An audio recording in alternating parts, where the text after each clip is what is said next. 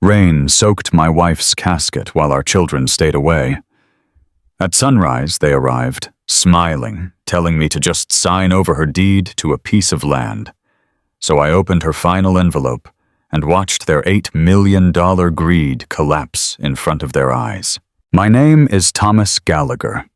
I am 68 years old, and for the past 40 years I made my living with my hands.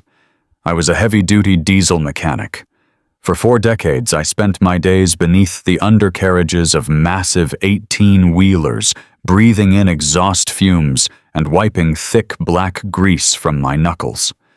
I broke my back, strained my knees, and worked countless double shifts through freezing winters and boiling summers. I did not do it because I loved the grease. I did it because I loved my family. I wanted to provide a solid, comfortable, middle-class American life for my wife and our 2 children. I paid for college tuitions in cash, so my kids would not have to start their adult lives drowning in student loans. I paid for braces for summer baseball leagues, for wedding dresses, and suburban down payments.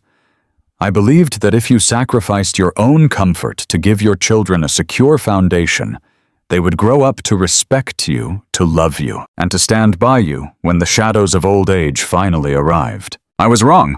Sometimes the people you bleed for are just waiting for you to bleed out. The rain was coming down in thick, relentless sheets. It was a bitter, biting autumn downpour that seeped right through my heavy wool coat and settled deep inside my chest. I was standing in the wet, slippery mud of St. Jude's Parish Cemetery. Right in front of me was a polished oak casket resting on thick canvas straps over a freshly dug grave. Inside that casket was Sarah, my beautiful, kind-hearted Sarah. She was my wife of 45 years. She was the woman who woke up at 5 in the morning to pack my lunch thermos, the woman who rubbed muscle ointment into my aching shoulders after a 14-hour shift, and the woman who held my hand through every single storm life ever threw our way. And now she was gone. A brutal, agonizing battle with cancer had taken her from me in less than a year. You would naturally assume that after 45 years of building a family, a man would be surrounded by a small army of loved ones on the darkest day of his life. You would think his children would be holding his arms, holding him up as the earth swallowed his heart. But as I stood there in the pouring rain, staring blindly at the brass handles of her casket, the space beside me was painfully, hauntingly empty. The only person standing with me under that miserable gray sky was David. David is Sarah's older brother. He is a retired city police detective, a no-nonsense man with a jaw set like granite and a gaze that misses absolutely nothing. He stood shoulder to shoulder with me, holding a large black golf umbrella over the 2 of us. His face was tight, his lips pressed into a thin line of silent, simmering rage. Where were the children Sarah had carried in her womb? Where were the children she had rocked to sleep through fevers, the children she had loved more than her own breath? They were nowhere to be found. Bradley, my 40-year-old son, the flashy real estate flipper who drove luxury cars that cost more than my first house, was absent. Jessica, my 37-year-old daughter, who lived in a pristine suburban bubble and cared more about neighborhood gossip and designer handbags than her own parents, was absent. They had skipped their own mother's burial. I reached into the deep pocket of my damp coat with trembling, calloused hands and pulled out my cell phone. The glass screen was immediately smeared with raindrops, but I could still clearly read the text messages they had sent me just an hour before the graveside service was supposed to begin. I stared at the bright screen, feeling a sudden wave of nausea that had absolutely nothing to do with the freezing wind. Bradley's message was short and clinically detached. It read, "Dad, I am so sorry. My flight was delayed due to the severe weather systems. I am stuck at the airport terminal and cannot make it to the cemetery in time. I am devastated. I will see you tomorrow morning." I held the phone out, showing the screen to David. My brother-in-law did not say a word at first. He just let out a harsh, bitter scoff that sounded like a cough. He reached into his own coat pocket, pulled out his phone, and tapped the screen a few times with his thick thumb. Then he held his phone up right in front of my face. It was a picture on a social media app posted late last night by Bradley's wife. There was my son, Bradley, sitting comfortably in a plush velvet booth at a high-end downtown steakhouse. He was wearing a tailored suit, holding up a glass of expensive amber bourbon, grinning from ear to ear, while a massive prime rib sat on the table in front of him. He was not stuck at an airport terminal. He was less than 20 miles away from the cemetery. He had simply chosen not to stand in the rain. He had chosen a dry, comfortable, expensive evening over saying a final goodbye to the woman who gave him life. I felt a physical ache in my ribs, a sharp, twisting pain, as if someone had driven a crowbar into my chest. I looked back at my own phone to read Jessica's text message. It read, "Dad. I just cannot bear it. I am too emotionally devastated to stand in the cold rain and watch them put Mom in the ground. I want to remember her as she was when she was happy. It is just too much for my mental health right now. Please understand. Emotional devastation. Mental health. They were just convenient buzzwords used to cover up an ugly, selfish truth. They simply did not care enough to be inconvenienced. They did not want to ruin their expensive shoes in the cemetery mud. They did not want to face the harsh, uncomfortable reality of death. Or perhaps they just did not want to stand next to me. I looked over at David. His jaw was clenched so hard I thought his teeth might crack under the pressure. He looked at me, his eyes filled with a sad, heavy knowing. "They are vultures, Thomas," David said, his gruff voice barely rising above the rhythmic sound of the rain hitting the nylon umbrella. "Sarah deserved better than them. And you deserve better." I turned my attention back to the open grave. The cemetery workers, their heads bowed against the wind, and rain engaged the mechanical lowering device. The thick canvas straps groaned under the weight. The beautiful wooden casket began its slow, agonizing descent into the dark, wet earth. As I watched the box slip below the surface of the green grass, the visceral, raw pain of loss washed over me, crashing into my soul like a physical, crushing weight. I could not breathe. I could not swallow. But right behind that crushing, suffocating grief came something else entirely. Something colder. Something I had never once felt toward my own flesh and blood. My heart, which had been bleeding openly since the moment Sarah took her last rattling breath in the hospice bed, began to harden. It was a slow, deliberate freezing of my emotions. The tears mixed with the cold rain on my weathered cheeks, but deep inside my chest, the raw, open wound of a grieving husband transformed into the thick, impenetrable protective shell of a man, realizing he was entirely alone in the world. I had spent 40 years sacrificing my physical body, my sleep, and my youth for a family that did not actually exist. The children I had raised, the children Sarah had worshipped and defended, were strangers. They were selfish, empty, greedy strangers.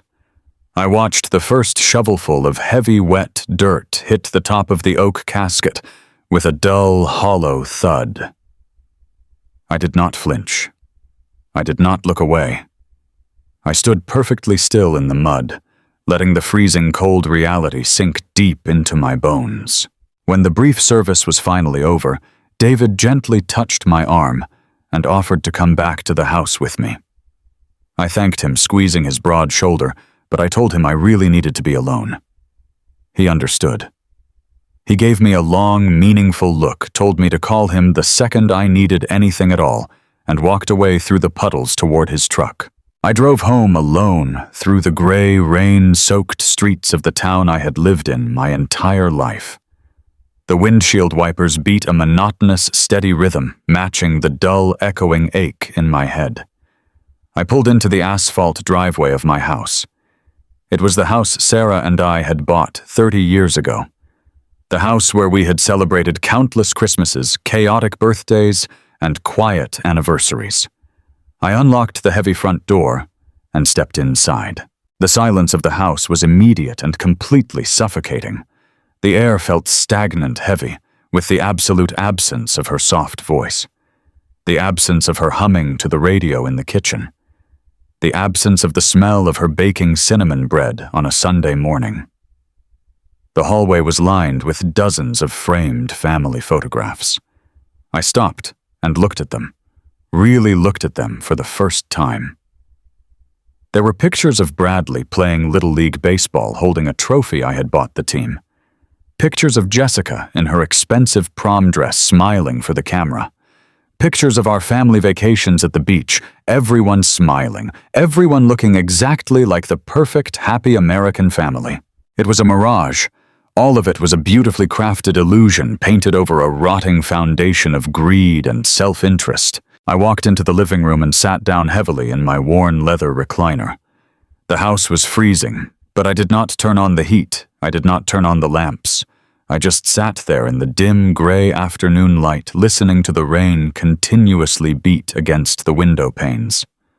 I thought about the 40 years of heavy black grease under my fingernails. I thought about the endless overtime shifts I took so Jessica could have the exact designer dress she wanted for a high school dance, so Bradley could have a reliable car to drive to his out-of-state college. I had poured my entire life force, my sweat and my money into a bottomless pit of entitlement. As I sat there in the dark, letting the silence wrap around me, my phone vibrated in my coat pocket. It was another text message.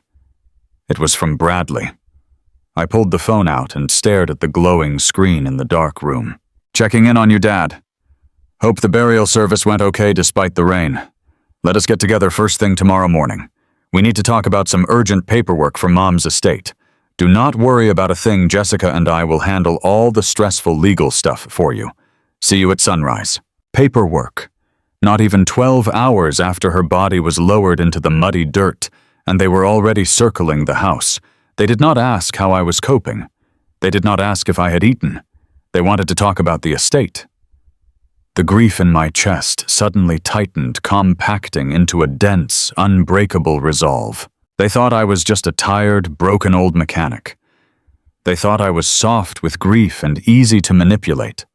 But a man who has spent 40 years wrestling with heavy machinery knows exactly how to spot a failing system.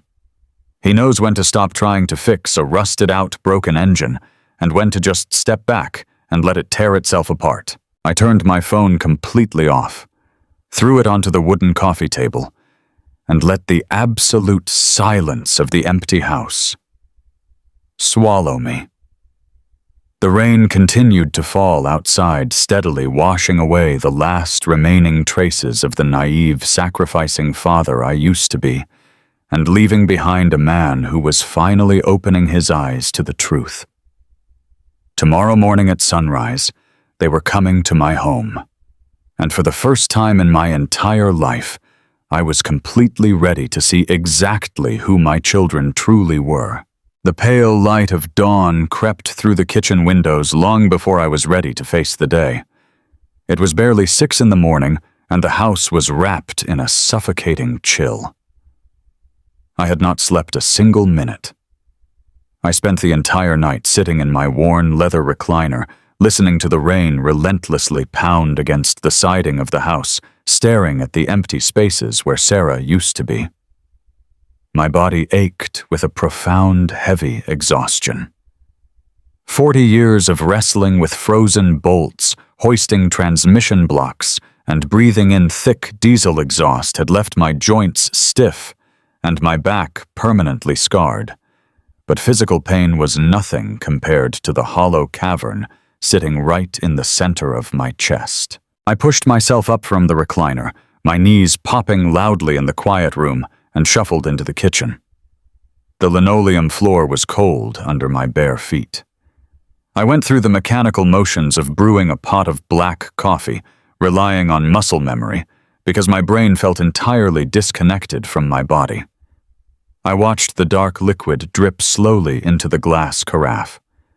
This was the exact spot where Sarah would stand every morning for 45 years, humming a soft tune while she waited for the coffee to finish wrapping her warm arms around my waist before I headed out to the garage. Now there was only the low hum of the refrigerator and the bitter smell of roasted beans. I poured myself a heavy ceramic mug of the black coffee and leaned against the kitchen counter, staring out the window at the front yard. The storm from yesterday had finally passed, leaving the grass muddy and the trees stripped of their autumn leaves. It was exactly 6:30 in the morning. I had barely taken my first scalding sip when the sudden harsh sound of heavy tires crunching on the wet gravel of my driveway shattered the silence. I narrowed my eyes against the morning glare. Two sleek, freshly washed vehicles pulled up side by side, completely disregarding the muddy puddles. One was a gleaming jet-black Mercedes SUV, the kind that cost more than I had earned in 5 years of busting my knuckles. The other was a pristine white imported crossover. I knew exactly who they belonged to. My grip on the coffee mug tightened until my knuckles turned stark white. The doors of the luxury vehicles swung open. Out stepped my son Bradley and my daughter Jessica. They were accompanied by Jessica's husband Kevin, a man whose slicked back hair and tailored Italian suits always made him look like a shark circling a wounded fish. I watched them walk toward my front porch. They were completely dry, completely immaculate. Jessica was wearing a designer trench coat and holding a leather handbag that probably cost 2 months of my pension. Bradley was wearing a custom-fit blazer, his expensive watch catching the morning light. They looked like they were heading to a high society brunch, not visiting their grieving father the morning after their mother was buried in the mud. There was not a single trace of sorrow on their faces. There were no swollen eyes, no tear-stained cheeks, no signs of the emotional devastation Jessica had texted me about the day before. I set my coffee mug down on the counter with a heavy thud. I walked to the front door and pulled it open, just as Bradley raised his manicured hand to knock. They stood on my porch, sporting identical, perfectly rehearsed smiles of fake sympathy. Dad Bradley said, his voice dripping with an artificial sweetness that immediately made my stomach turn. "We wanted to get here bright and early to check on you. How are you holding up?" I did not answer him right away. I looked at my daughter. Jessica offered a tight, weak smile, stepping inside the doorway without asking permission. "Oh, Dad, the house feels so empty without her," she whispered, though she was already looking past me, scanning the living room as if taking a mental inventory of the furniture. There were no hugs. There were no arms reaching out to hold a widower who had just lost the love of his life. There were no apologies for leaving me to stand alone in the freezing rain while my wife was lowered into the earth. They brushed past me into the kitchen, bringing the smell of expensive cologne and expensive perfume into the space that still smelled like Sarah. Kevin brought up the rear, carrying a thick, dark leather briefcase. He gave me a brisk, thoroughly professional nod, the kind a lawyer gives a hostile witness. I closed the front door, slowly locking away the cold morning air, and followed them into the kitchen. They had already seated themselves at the heavy oak table I had built with my own 2 hands 30 years ago. I remained standing. I crossed my arms over my chest and looked down at the 3 of them. "What do you want, Bradley?" I asked, my voice coming out rough and scraping like sandpaper. "My wife is barely cold in the ground. You could not be bothered to show up to say goodbye to her, so I know you are not here to comfort me." Bradley did not even have the decency to look ashamed. He just sighed a perfectly practiced sound of patience and leaned back in his chair. Dad, we explained that to you. The weather was a nightmare. We were stuck. We grieved in our own way. But we are here now because we love you and we need to protect you. Kevin unzipped his leather briefcase with a sharp metallic sound that echoed in the quiet kitchen. He pulled out a thick stack of crisp white legal documents and dropped them right in the center of the oak table. The heavy thud of the paper hitting the wood felt like a gunshot. Thomas Kevin began using his slick, polished corporate boardroom voice. We know you are in a state of deep emotional distress.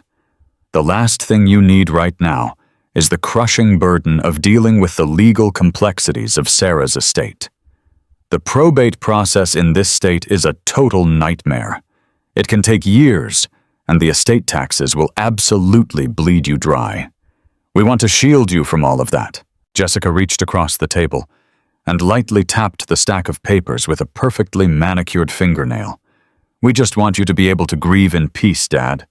You should not have to worry about lawyers and courts and taxes. Kevin has drawn up some standard transfer documents. It is just a formality, really. I looked down at the papers, then back up at my son.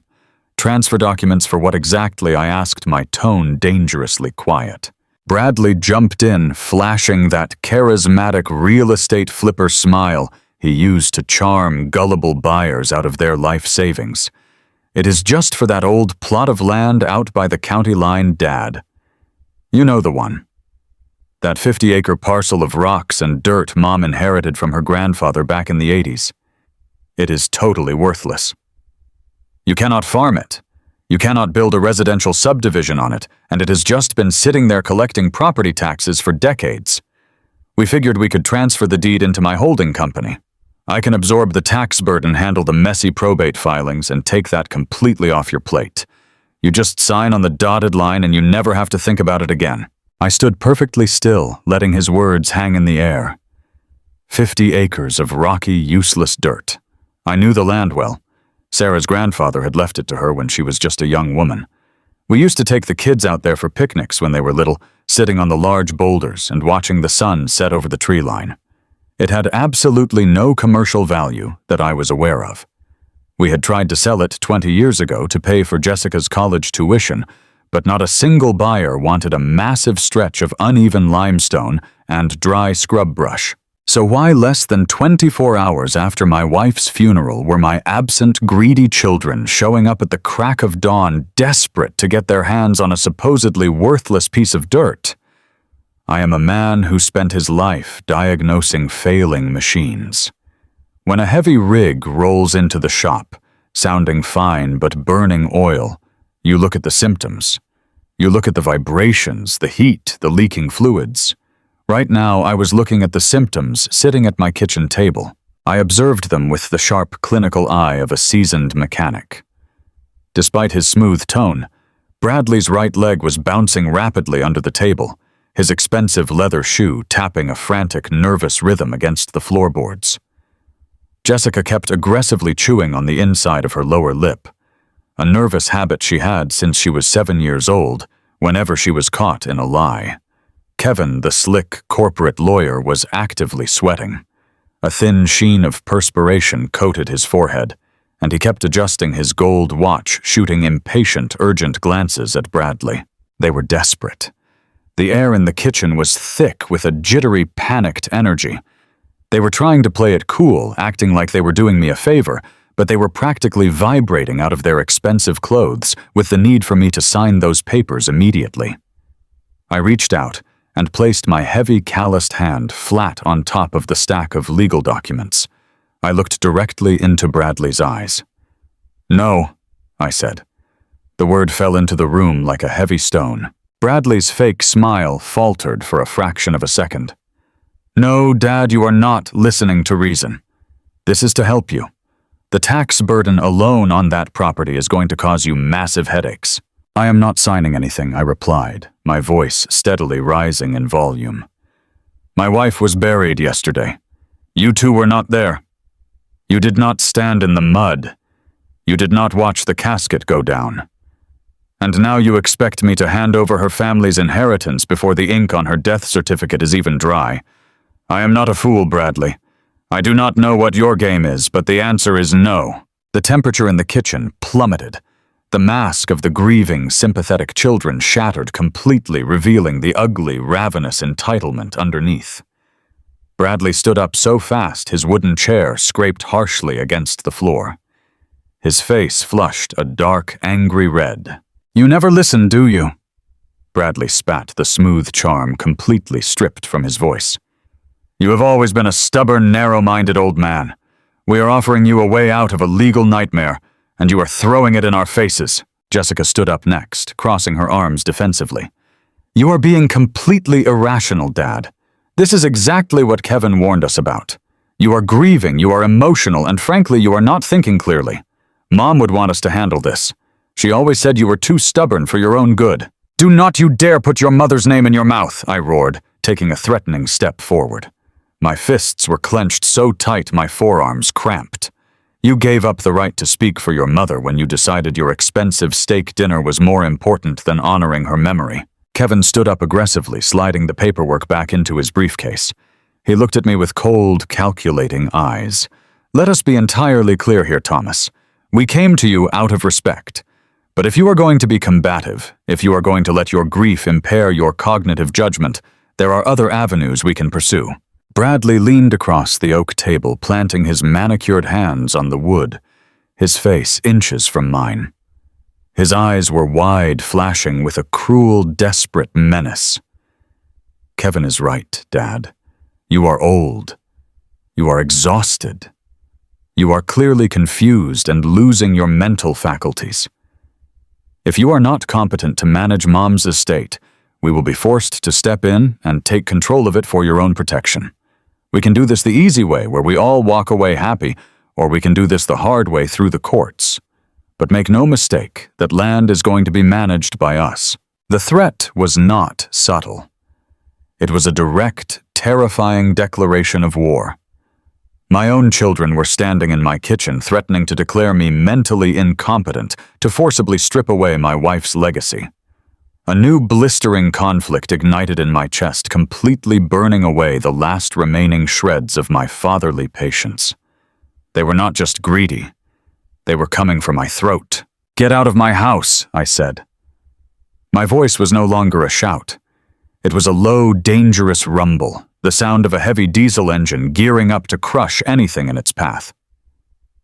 "Dad, you need to listen," Jessica started, but I cut her off. I said, "Get out." I pointed my calloused, scarred finger directly at the front door.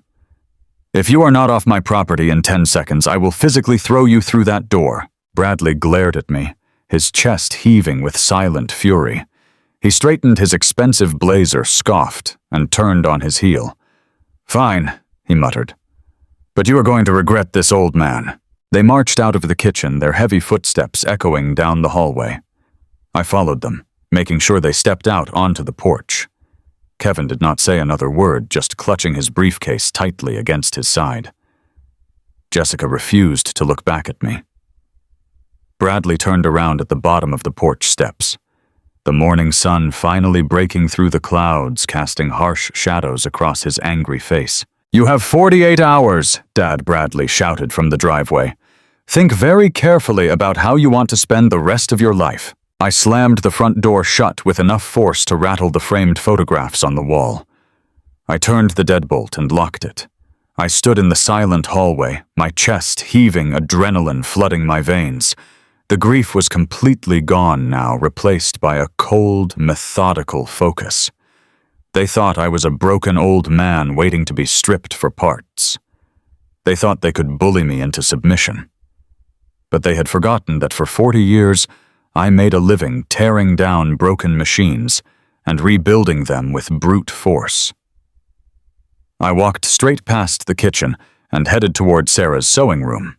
It was time to find out exactly why my children were willing to destroy me over 50 acres of rocky dirt. The heavy oak front door was still vibrating in its frame from where I had slammed it shut. I stood alone in the hallway, the echo of Bradley and Jessica fading into the cold morning air. My own children had just stood in my kitchen, drank my coffee, and threatened to declare me mentally incompetent to steal their dead mother's property. The shock of it burned through my veins like battery acid. I needed to understand why. Why were they so incredibly desperate for 50 acres of rocky dirt out by the county line? Why threaten to destroy my life over a piece of land that had sat untouched and ignored for decades? I walked slowly down the hallway, passing the framed photographs of a family that now felt like a complete fiction. I looked at the pictures of Bradley graduating from college paid for entirely by the sweat off my brow. I looked at the picture of Jessica walking down the aisle, her wedding funded by my empty retirement account. I had given them everything, and in return, they were bringing a slick corporate lawyer to my home to bleed me dry. I stopped in front of the closed door to Sarah's sewing room. It was the one room in the house I had avoided since she went into hospice. The pain of entering her space without her had been too immense. Taking a deep, shuddering breath, I turned the brass knob and pushed the door open. The scent of lavender and old cotton instantly filled my lungs, hitting me so hard my knees almost buckled. It smelled exactly like her. Her vintage sewing machine sat perfectly centered on the long wooden table. Spools of colored thread were lined up in neat rows arranged perfectly by color gradient. Sunlight filtered through the lace curtains she had made by hand. This was her absolute sanctuary. This was where she went to think, to create, and to manage the important household documents she kept in a tall metal filing cabinet in the corner of the room. I walked over to the cabinet. My hands were still shaking slightly from the adrenaline of throwing my children out of the house. I opened the heavy metal drawers one by one, sifting through decades of our shared life. I saw our old tax returns, birth certificates, warranties for appliances we no longer owned, and old medical records. I was looking for the original property deed for that 50-acre plot. I needed to hold it in my hands and see exactly what Bradley and Kevin were trying to take from me. I searched every single manila folder twice. The deed was completely missing. Frustration started to build in the back of my neck. Sarah was the most meticulously organized woman I had ever known in my entire life. If a document was important to our family, it was securely filed in this cabinet. I stood up straight and rubbed my tired eyes, scanning the small, quiet room. That is when the decades of being a master mechanic took over my brain. When you are looking for a catastrophic leak in a heavy diesel rig, you do not just look at the engine block. You look at the tracks it leaves behind on the shop floor. I looked down at the hardwood floor. Right next to a massive floor-to-ceiling oak bookshelf that I had built for her 20 years ago, there were faint crescent-shaped scuff marks on the varnished wood. They were relatively fresh. They curved outward, exactly the kind of marks heavy furniture leaves when it is dragged repeatedly across a polished surface. I walked over to the bookshelf. It was loaded heavily with thick encyclopedias, fabric bins, and old heavy photo albums. It must have weighed well over 300 pounds. I placed my calloused hands flat against the side of the thick oak wood, planted my heavy work boots firmly on the floorboards, and pushed with all the strength I had left in my old shoulders. The bookshelf groaned loudly in the quiet house, sliding outward along the exact path of the crescent scuff marks. Behind the shelf, cut directly into the drywall and secured tightly to the house studs, was a small gray metal wall safe. I stared at it in absolute disbelief. I had lived in this house for 30 years. I had painted the walls of this very room with my own hands. I had never seen this safe before in my entire life. Sarah had hired someone to install it secretly while I was away at the shop. Why would my wife, a woman who shared every single aspect of her life with me, hide a safe behind a heavy bookshelf? I knelt down on the hard floor. The safe had a standard digital keypad. I wiped a thin layer of dust from the rubber buttons. I had to guess the combination. I thought about the numbers that mattered to her. I typed in Jessica and Bradley's birth dates. The safe flashed a harsh red light and beeped an angry denial. I tried her own birth year. Another red light. I tried the street number of the first house we ever rented together when we were young and broke. Nothing. I paused, resting my forehead against the cold metal door, closing my eyes, and thinking deeply about the woman I had loved for 45 years. What was the most important day of her life? It was not the day the children were born, because those children had broken her heart long before they stopped showing up at the hospital. I reached out and carefully typed in the month, day, and year of our wedding anniversary. A bright green light flashed. A heavy metallic clack echoed loudly in the quiet room. The thick steel door swung open. Inside the dark metal cavity sat a pristine stack of documents, an official-looking appraisal report, a sealed white envelope, and a small black flash drive. I reached in and pulled everything out, laying the items gently on the hardwood floor in front of me. My heart was pounding a frantic rhythm against my ribs. I picked up the thickest stack of paper first. It was the original property deed printed on heavy stock paper bearing the official county seals from when Sarah's grandfather had transferred the land to her decades ago. This was the exact document Bradley and Kevin were so desperate to bypass with their forged power of attorney papers. They needed this paper to make their theft completely legitimate. Next to the deed was a professional commercial real estate appraisal report. I picked it up. The date printed on the front cover made my breath catch violently in my throat. It was dated exactly 3 weeks before Sarah was admitted to the hospice ward. She had requested a formal comprehensive valuation of the 50 acres of rocky dirt, right when her health began to rapidly decline. I opened the thick report.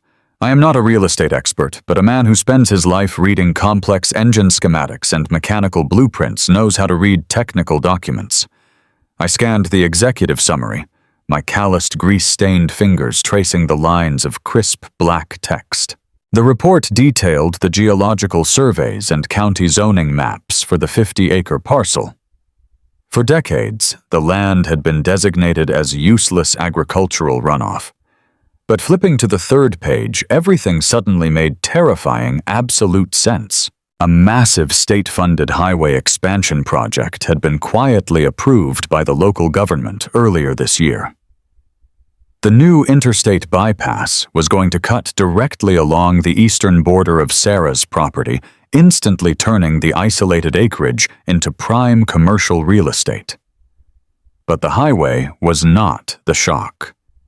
The shock was the aggressive buyer waiting in the wings. A massive Silicon Valley technology firm had been secretly buying up cheap land in our county through anonymous holding companies. They needed a secure, isolated location with solid bedrock and direct highway access to build a sprawling, state-of-the-art server data center. Sarah's 50 acres of useless limestone was the exact geological center of their planned expansion project. The county had quietly rezoned the entire area for commercial technology development just a month before the appraisal was printed. I turned to the final page of the report, my hands shaking so violently the paper rattled loudly in the silent room. There, highlighted in bold black ink, was the certified commercial market valuation of the property. $8 million. I dropped the heavy report onto the floor as if it had burned my hands. $8 million. I stared blindly at the wall, my mind spinning violently, trying to comprehend the sheer magnitude of the number. The land was not a tax burden. It was an absolute life-changing fortune. Bradley and Jessica knew. Kevin, the slick corporate lawyer, absolutely knew. They had discovered the massive commercial value of the land probably through Kevin's shady legal connections downtown. That was why they had shown up at my kitchen table at the crack of dawn, dressed in designer clothes, shoving a pen into my hand. They wanted to steal $8 million right out from under me before I ever found out the highway expansion was happening. They wanted me to sign it all away under the guise of saving me from imaginary probate taxes. The betrayal was so deep, so coldly calculated, it made me physically sick to my stomach. They did not skip their mother's burial because of the rain. They skipped it because they were too busy finalizing their plans to rob her grieving husband the very next morning. I forced myself to breathe. I reached out with a trembling hand and picked up the sealed white envelope. My name, Thomas, was written across the front, in Sarah's elegant looping cursive. Just seeing her handwriting brought a fresh wave of agonizing grief crashing over me. I slid my thumb under the paper flap and carefully tore it open. I pulled out a single sheet of lined notebook paper. The writing was slightly shaky, a painful reminder of how physically weak she had become in those final weeks. I read her words, and every single sentence shattered another piece of my heart, while simultaneously fueling the righteous burning fire in my chest. My dearest Thomas, the letter began. If you are reading this, it means my time has passed, and it means you have found the safe. I am so sorry for keeping this a secret from you, my love. I discovered the rezoning of the land and ordered the appraisal right before the doctors told us there was nothing more they could do for my cancer. I wanted to tell you. I wanted to celebrate that we could finally have the peaceful retirement we always dreamed of. But then I saw the way our children started acting. I paused, swallowing the thick lump of emotion in my throat. I read the next paragraph, feeling Sarah's profound sorrow bleeding through the blue ink. Bradley and Jessica started visiting more often when I got sick, but they were not looking at me, Thomas. They were looking at the house. They were asking invasive questions about the land, about our bank accounts, about your life insurance policies. Kevin started making subtle comments about managing the estate to avoid taxes. I am your wife, Thomas. I have loved you for 45 years, and I know how giving and trusting your heart is. You worked your entire life to provide for them, and you would have handed that land over to them without a second thought if they simply asked for it. I wiped a stray tear from my rough cheek and continued reading. I could not let them do that to you. I could not let them steal the safety and security you broke your back to build. I suspected their intentions were entirely driven by greed, but what I discovered is so much worse than I ever imagined. Our children are not who we thought they were. They are in terrible, dangerous trouble, and they are willing to sacrifice both of us to save themselves. The letter concluded with a final desperate instruction. I did not have the physical strength to fight them from a hospital bed. But I know you do. You have always been my protector. I left you a small black flash drive in this safe. I recorded everything I heard them say when they thought I was asleep in the hospice room. I saved all the digital evidence I could find on my tablet before I locked it away. Please, Thomas, plug it into your computer. Listen to what they are planning. Protect yourself. Protect our legacy. Do not let them destroy you. I love you now and forever. Sarah. I carefully folded the letter and pressed it against my chest, closing my eyes tightly against the pain. My wife had spent her final agonizing weeks of life carrying the terrifying burden of our children's monstrous greed. She had used her last ounce of fading strength to build a hidden fortress of evidence to protect me from our own flesh and blood. She knew I would need concrete proof because no father ever wants to believe his children are capable of total evil. I opened my eyes and looked down at the small black flash drive resting on the floorboards. It looked so insignificant, just a tiny piece of plastic and metal, but I knew it contained the exact weapon I needed to dismantle the absolute nightmare Bradley and Jessica were bringing to my door. The grief that had paralyzed me in the cemetery was now completely gone, replaced by the cold, calculated focus of a master mechanic staring down a catastrophic engine failure. I picked up the flash drive, stood up from the floor, and walked straight toward my office. I was ready to listen to the truth. I carried the small black flash drive into my home office like it was an unexploded bomb.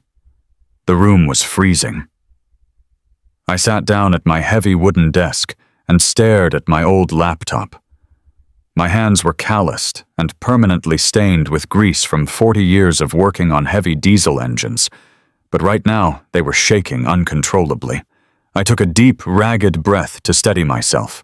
I opened the laptop and pressed the power button.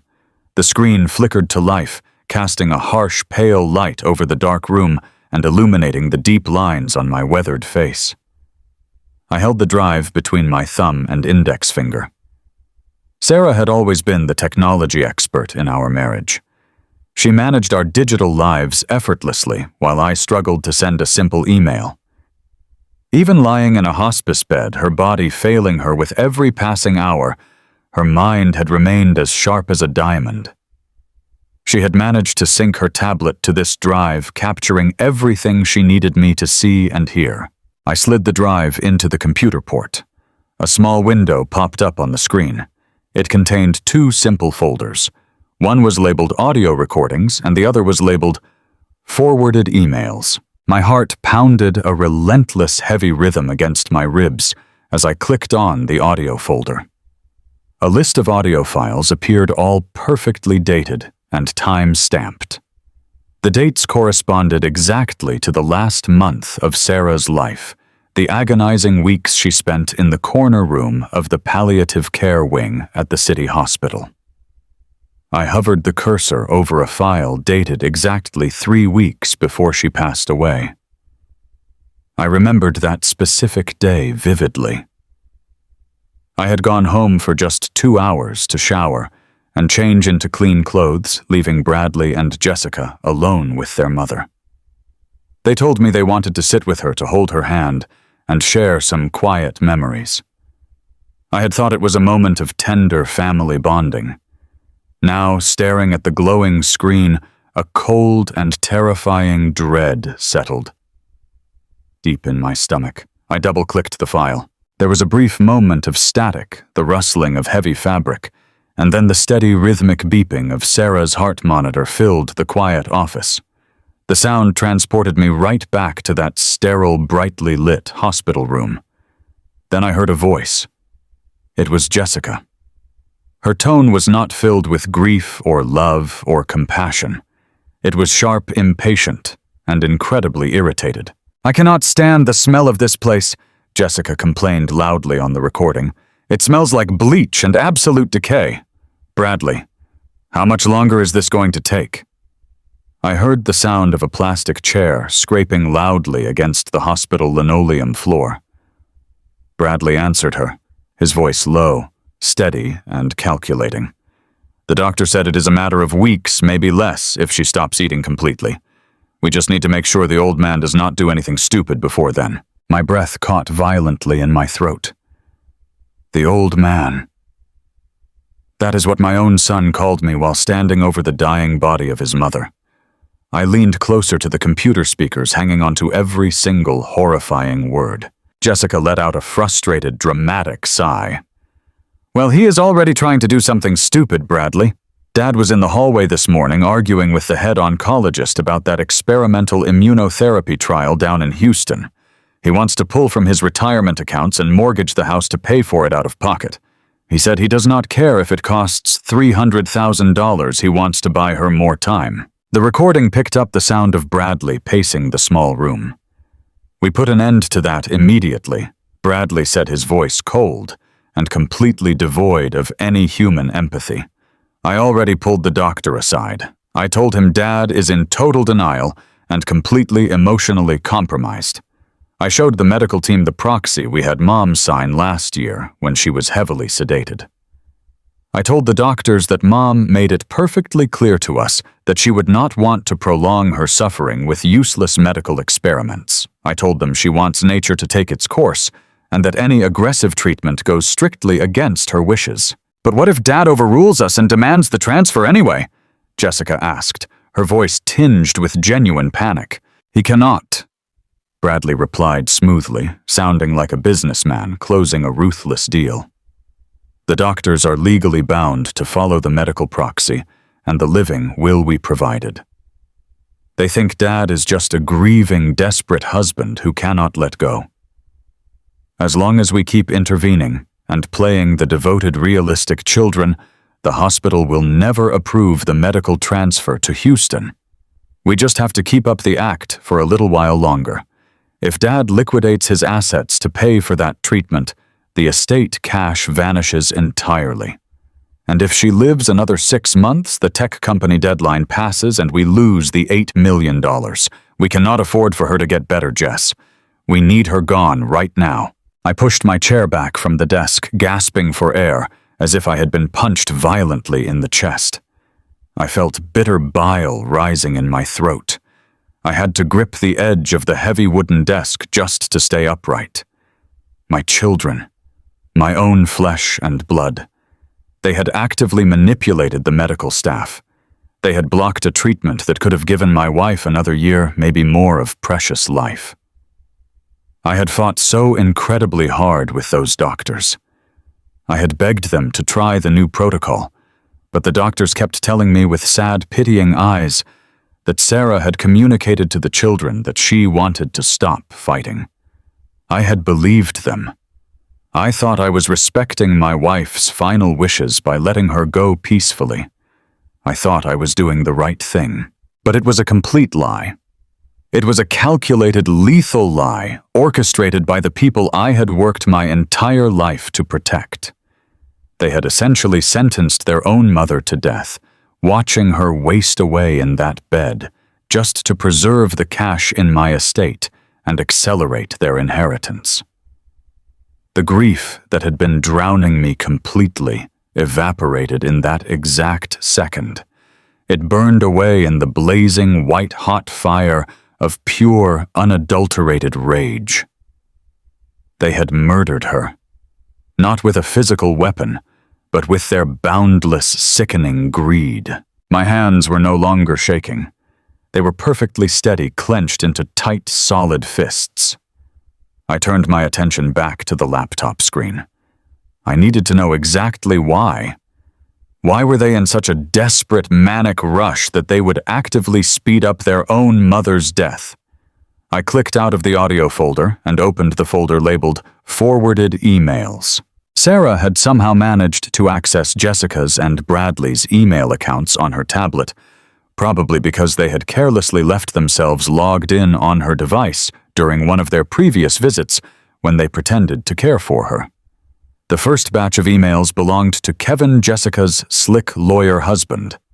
I opened a chain of messages that made my jaw clench tight enough to crack a tooth.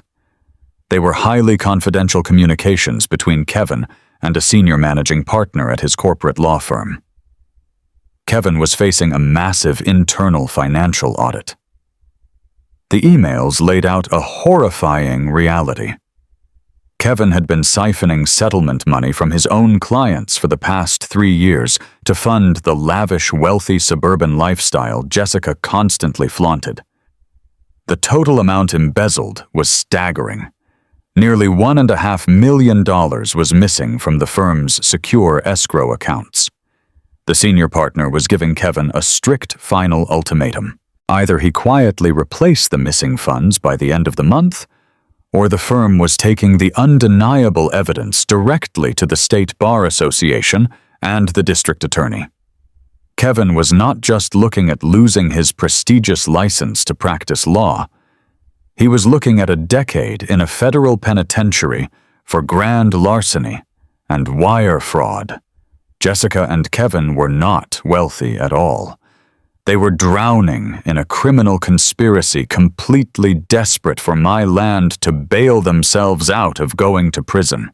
I closed Kevin's emails and opened the subfolder containing Bradley's messages. If Kevin's situation was a looming legal disaster, Bradley's reality was a violently dangerous nightmare. Bradley liked to play the part of a highly successful real estate investor, flipping properties and driving luxury cars for everyone to admire. But the emails painted a completely different, terrifying picture. Bradley was an absolute financial fraud. He had over-leveraged every single property he owned. When the traditional banks stopped lending him money, he turned to private, unregulated underground lenders. He had borrowed millions from people you do not ever want to owe money to. I read through desperate begging emails Bradley had sent to a man simply referred to as Victor. The responses from Victor were short, brutal, and chilling. Bradley owed $3 million in principal plus exorbitant compounding weekly interest. The last email from Victor was dated just 5 days ago. It was not a polite request for payment. It was a direct promise of physical violence. The message stated that if Bradley did not wire the funds by the end of the month, they were going to start taking his assets by force, and they made it perfectly clear that they knew exactly where his wife and his 10-year-old daughter lived. Bradley was trapped. He had borrowed millions from violent loan sharks, and now his life and his family's safety were on the line. I sat back in my chair, the pale light of the computer screen washing over my hardened face. The entire puzzle was finally put together. The conflict had shifted dramatically from a simple case of greedy children wanting an early inheritance to a desperate, lethal struggle for survival. Bradley needed his share of the $8 million to pay off violent criminals who were actively threatening his family. Jessica and Kevin needed their share to replace stolen client funds and avoid federal prison. They were cornered animals. And exactly like cornered animals, they were willing to tear through anything and anyone to survive. They had looked at their dying mother not with sadness, but with absolute panic. They had looked at my crushing grief not with sympathy, but as a highly convenient tool to manipulate. They needed me to sign over the deed to that 50-acre plot before the tech company formally announced the data center project to the general public. If the news broke on television, I would know the true value of the land, and I would never sign it over to Bradley's holding company. They needed my signature immediately. I looked over at the white envelope resting on my desk. I thought about Sarah, lying in that sterile hospital bed, her body frail and in agonizing physical pain, listening to her children plot her death, and my complete financial ruin. She must have felt so incredibly terrified and utterly alone. But instead of giving up, she gathered every ounce of fighting strength she had left in her failing body. She recorded them. She gathered the digital evidence. She built the concrete foundation for my counterattack. She handed me the exact tools I needed to dismantle the monsters we had accidentally raised under our own roof. I gently touched the screen of the laptop, making a silent, unbreakable promise to the woman I loved. I was not going to let her final act of immense bravery be in vain. I was not going to let them win. For 40 years I had solved every single problem in my life with sweat grease and raw physical labor. I fixed broken things. But some things simply cannot be fixed. Some things are so fundamentally corrupted, so deeply rotted from the inside out, that the only sensible thing to do is to tear them down completely and crush the remaining pieces into dust. My children thought I was a senile, grieving old fool who could be bullied into signing away his life and his legacy. They had completely underestimated the man who raised them. I reached over and safely ejected the flash drive from the laptop. I placed it carefully into my shirt pocket, pressing it right over my heart. The paralyzing sadness was completely gone. The overwhelming confusion was gone. I walked out of my office and stood in the silent hallway of my home. The rain outside had finally stopped, replaced by a cold, clear, unforgiving morning light. Bradley had arrogantly given me 48 hours to make a decision. He thought he was putting me on a ticking clock. He did not realize that he had just handed me the exact amount of time I needed to orchestrate his absolute and total destruction. The war had officially begun, and I was going to finish it. I took the black flash drive out of my computer and held it tightly in the palm of my hand. A normal father might have broken down right there. A normal man might have fallen to his knees and screamed at the walls, begging the universe to tell him where he went wrong, raising his children. But I did not do that. I did not shed another tear. For 40 years I made my living dealing with massive catastrophic failures. When an 18-wheeler rolls into the bay with a blown transmission, you do not cry over the broken gears. You do not ask the engine why it failed. You diagnose the rot. You isolate the broken parts. And you rebuild from the ground up using brute force and cold, hard logic. My family was a blown engine. My own flesh and blood were the rusted, toxic parts that were actively trying to destroy the entire machine. I slipped the drive into my front pocket and buttoned it securely shut. I walked into the kitchen and poured myself another cup of black coffee. I needed to move fast. Bradley had given me a 48-hour deadline, thinking he was putting a gun to my head. He had no idea he had just given me exactly the amount of time I needed to dismantle his entire life. I picked up my phone and dialed David. My brother-in-law answered on the second ring. His gruff, retired police detective voice was a comfort I desperately needed. I told him everything. I did not hold back a single ugly detail. I told him about the hidden safe, the official appraisal for the $8 million land, the secret rezoning, and the horrifying audio recordings Sarah had made in her final days. I told him about the underground loan sharks coming for Bradley and the massive embezzlement Kevin was hiding at his law firm. David did not gasp. He did not interrupt me once. He listened with the cold, analytical ear of a man who had spent 30 years hunting down criminals in the worst, most violent parts of the city. When I finally finished speaking, the silence on the line was incredibly heavy. It was the silence of a man loading a weapon. Then David spoke. He told me to stay right where I was. He said he was getting in his truck immediately, and that we were officially going to war. Next, I called Robert Sterling. Robert is a veteran estate lawyer and one of the sharpest legal minds in the state. We have been close friends since we were young men trying to figure out the world. I fixed his first broken-down car for free, and he helped me draft my very first will when Bradley was just a baby. I trusted Robert with my life. I told him it was an absolute emergency, a matter of life and death, and that I had concrete evidence of a massive federal fraud involving Sarah's estate. Robert did not ask unnecessary questions. He simply told me to bring everything I had to his secure downtown office right away, and that he would clear his entire schedule for the day. Within 20 minutes, David pulled into my gravel driveway. We did not waste time with pleasantries. I grabbed the heavy leather folder containing the deed, the appraisal, and the flash drive, and got into the passenger seat of his truck. We drove toward the city center. The ride was mostly silent, but it was a shared, purposeful silence. David sat behind the wheel, his massive arms gripping the steering wheel tight, his eyes fixed intensely on the road ahead. He knew as well as I did that we were no longer dealing with a simple family dispute over inheritance. We were dealing with a ruthless criminal conspiracy orchestrated by the people who were supposed to love and protect us. Robert Sterling's office was located on the 10th floor of a sturdy brick building right in the heart of the financial district. The space smelled of old paper-polished mahogany and stale coffee. It was an environment built for serious business.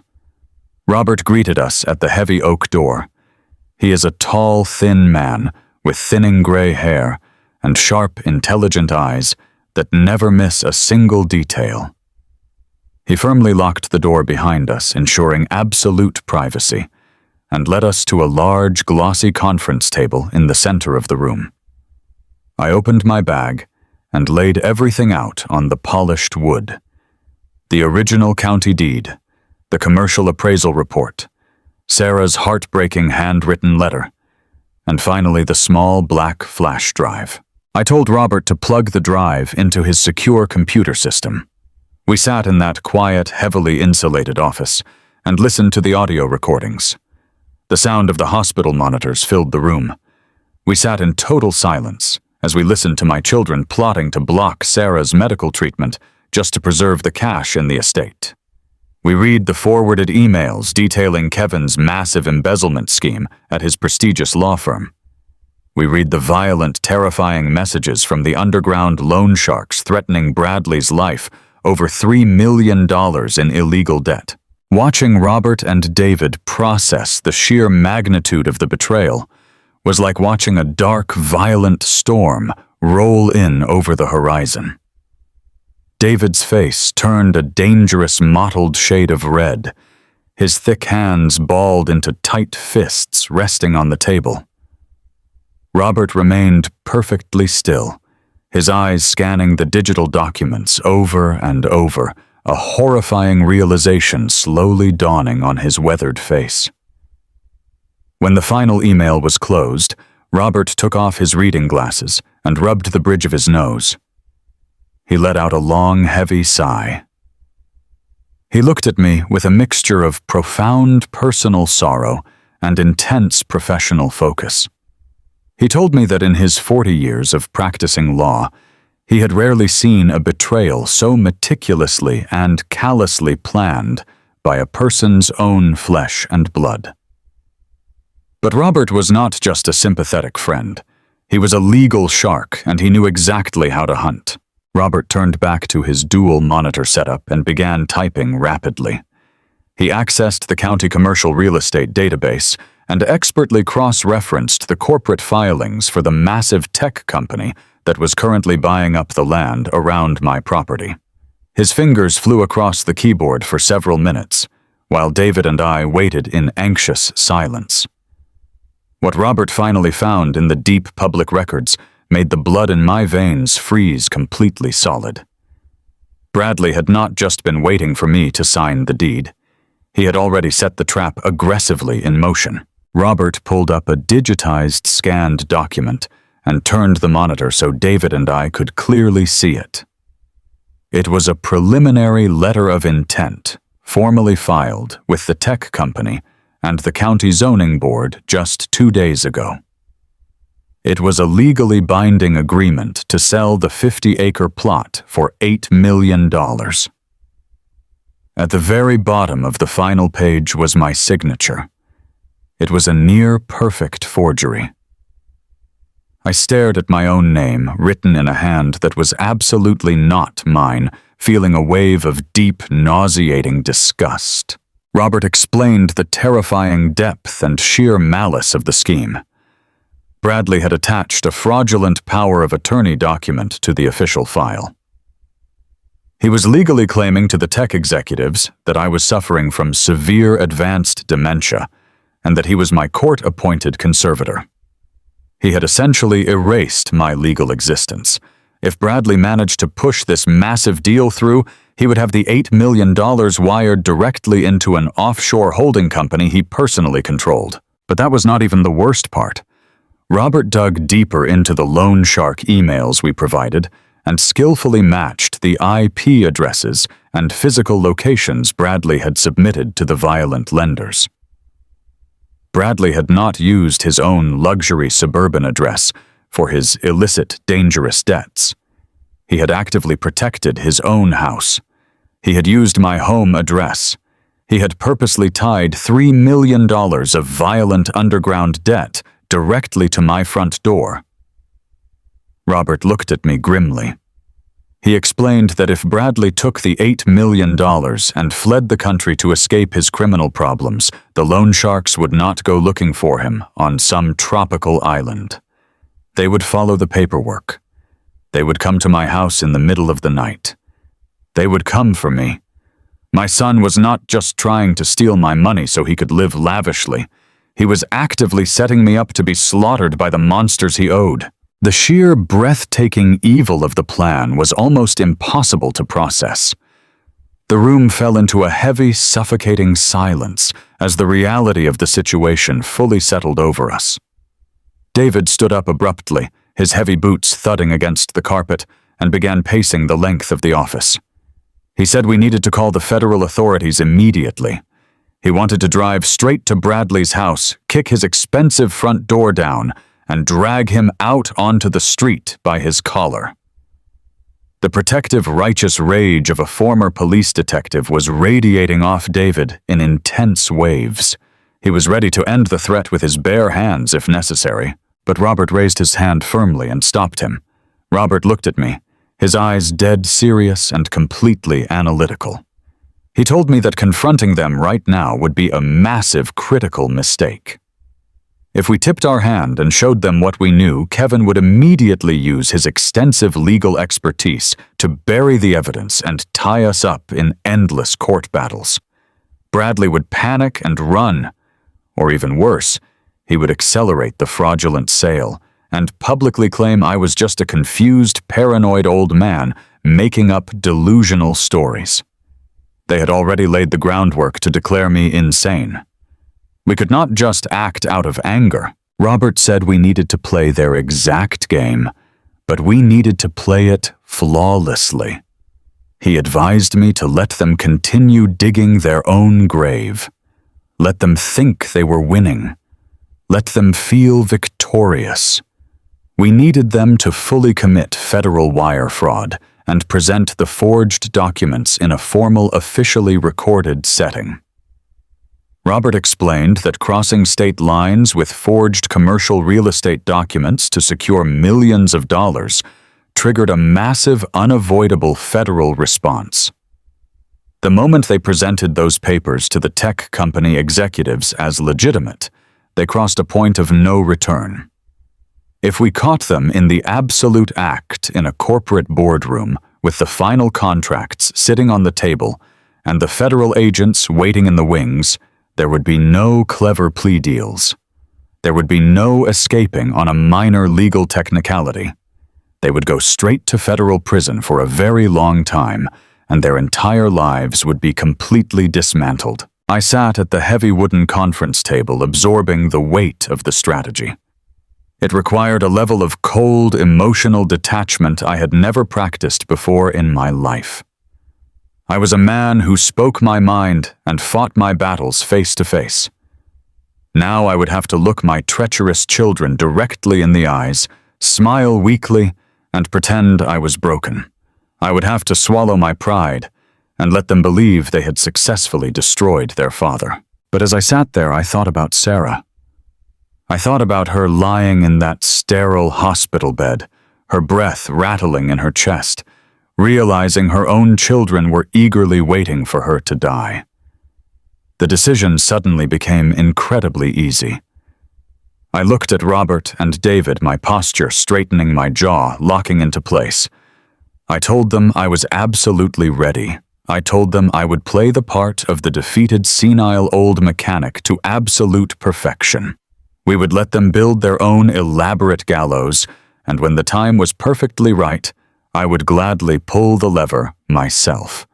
The engine of their greed was running red hot, burning out of control, and we were simply going to bolt the doors shut and let the whole thing spectacularly explode. I drove back to my empty house with a mind as clear and cold as winter ice. My cell phone sat on the passenger seat, vibrating continuously. The screen lit up over and over with incoming calls from Bradley and Jessica. When I did not answer, the voicemails began to pile up. I listened to them later that evening in the dark of my kitchen. Bradley sounded frantic, his voice tight and breathless, demanding to know where I was and why I was not returning his calls. Jessica left a message dripping with fake tears begging me to call them back, because they were just so worried about my mental state after the funeral. They were laying the groundwork. They were planting the seeds of my supposed insanity. I did not text back. I did not call. I let the silence stretch out, knowing exactly how much it would terrify them. Robert had warned me about their next move before I even left his office. He told me that when greedy people are backed into a corner and ignored, they do not simply walk away. They escalate. Robert said that since they needed my signature to steal the $8 million, and since I had thrown them out of my house, their only remaining option was to take away my legal right to say no. They would try to strip me of my autonomy. They would try to have me declared legally incompetent. The very next morning, acting on Robert's strict instructions, I drove myself to a specialized medical clinic downtown. I did not go to my regular physician. Robert sent me to a highly respected independent geriatric psychiatrist. The waiting room was quiet and sterile. I sat in a stiff chair, a 68-year-old man who had spent his life rebuilding diesel engines, now waiting to prove to a stranger that his brain was not broken. It was deeply humiliating. It felt like a betrayal of my own dignity. But I swallowed my pride. I thought of Sarah and the absolute nightmare our children had orchestrated. I walked into the doctor's office and spent 3 grueling hours taking cognitive exams, memory tests, and psychological evaluations. I answered every question with perfect clarity. I recounted dates numbers and complex mechanical sequences.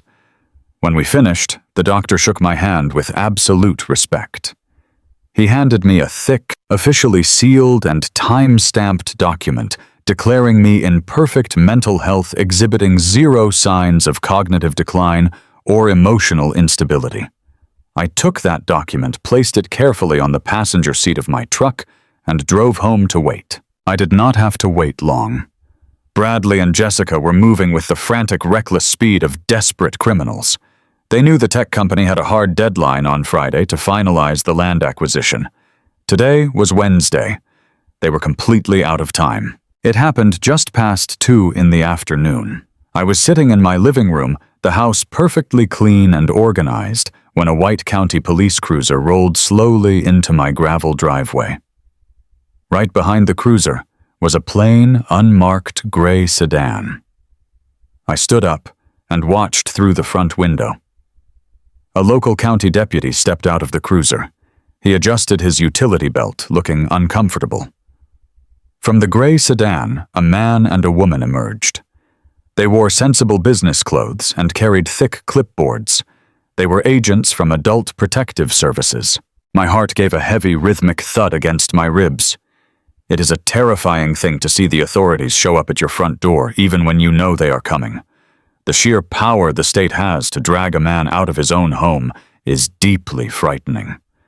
But I remembered the cold steel resolve I had found in the cemetery.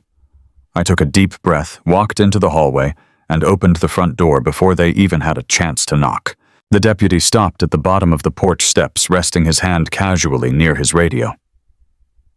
"Mr. Gallagher," he said, his voice cautious and completely professional. "I am Deputy Miller. These folks with me are from Adult Protective Services. We received an emergency report this morning regarding your welfare. May we speak with you for a moment?"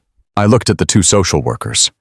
Their faces were painted with that specific, practiced look of professional pity.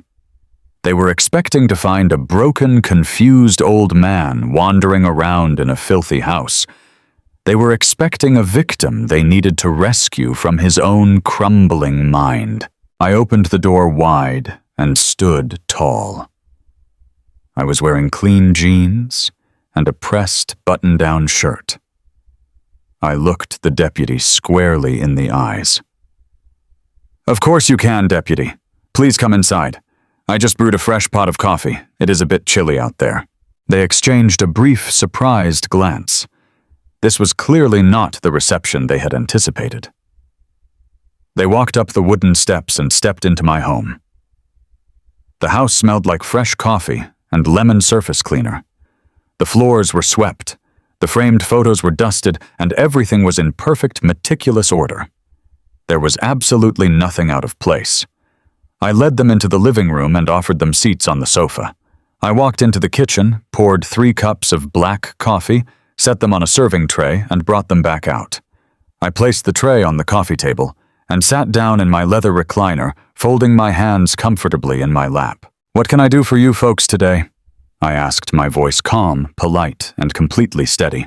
The female social worker cleared her throat and leaned forward, holding her clipboard tightly. "Mr. Gallagher." She began using a soft, soothing tone you might use on a frightened child. "We received a very detailed, urgent report from your son and your daughter. They are deeply concerned about your mental decline since the recent passing of your wife. They reported that you are suffering from severe dementia, experiencing vivid hallucinations, and behaving aggressively. They stated that you are currently a danger to yourself and that you are incapable of managing your daily affairs." The male social worker chimed in. We are here to conduct a welfare check and a preliminary evaluation, Mr. Gallagher. Your children have petitioned the state for an emergency psychiatric hold to grant them temporary conservatorship. They just want to make sure you are safe. I listened to them outline the incredible filthy lies my children had legally sworn to. They had accused me of hallucinations. They had painted me as a violent, deranged old man. They were trying to lock me inside a psychiatric ward just so Bradley could forge my signature on an $8 million real estate deal. The sheer audacity of their evil was breathtaking. I did not raise my voice. I did not get angry. I took a slow sip of my coffee, set my mug down, and looked directly at the deputy. "Deputy," I said, my voice completely level. "Before we go any further into my children's deeply concerning allegations, I would like to show you something." I reached to the side table next to my recliner and picked up a crisp white manila folder. I pulled out the psychological evaluation I had acquired just 5 hours earlier. The thick embossed seal of the independent psychiatric clinic caught the light. I handed the document across the coffee table to the female social worker. "I believe you will find that document extremely relevant to your evaluation," I told her.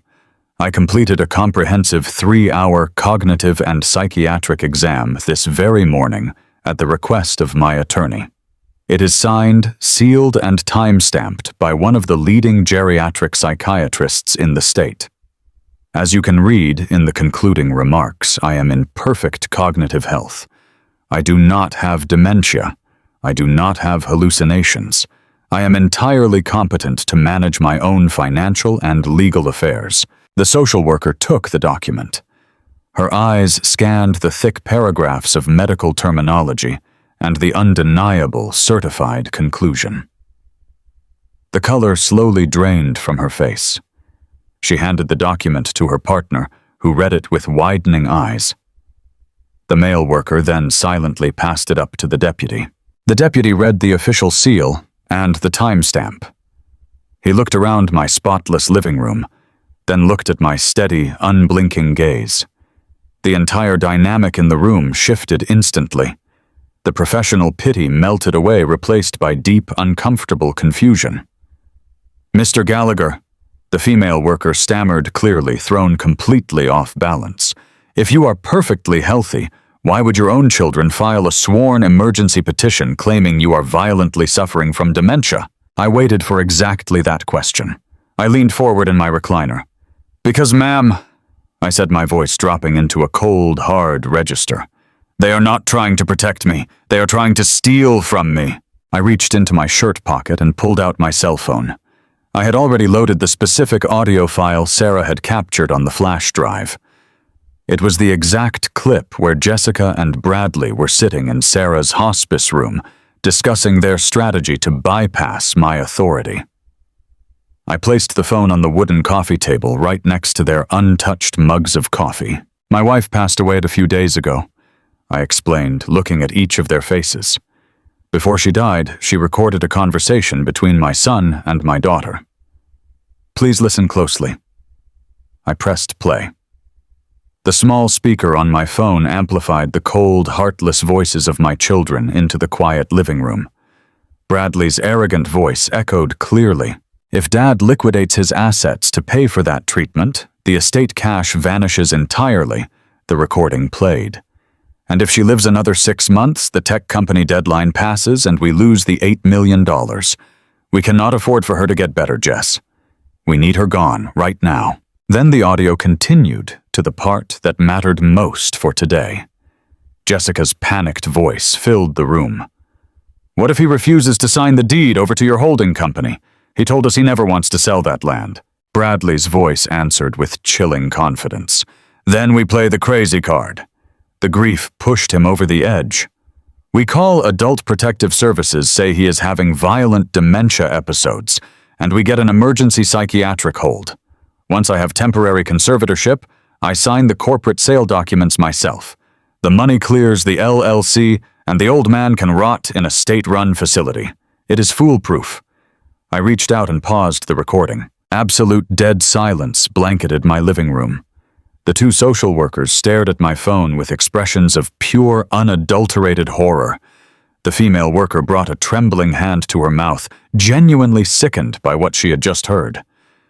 These were people who dedicated their lives to protecting the vulnerable, and they had just been weaponized by a pair of greedy monsters looking to commit federal fraud. The deputy shifted his weight. His face was no longer cautious. It was hardened with absolute disgust. The law enforcement officer inside him recognized a calculated predatory setup when he saw one. He looked at me, completely understanding the gravity of the nightmare I was dealing with. I looked back at the deputy, my posture rigid and unyielding. My son owes $3 million to violent underground lenders, I stated clearly, laying the truth bare. My son-in-law is facing federal disbarment for embezzling client funds. They need me to sign over an $8 million property deed before Friday morning. I refused to sign it yesterday. So they called you today. They lied to a state agency to have me locked away in a psychiatric ward against my will simply so they could forge my signature on a commercial real estate transaction. The male social worker closed his clipboard with a sharp, angry snap.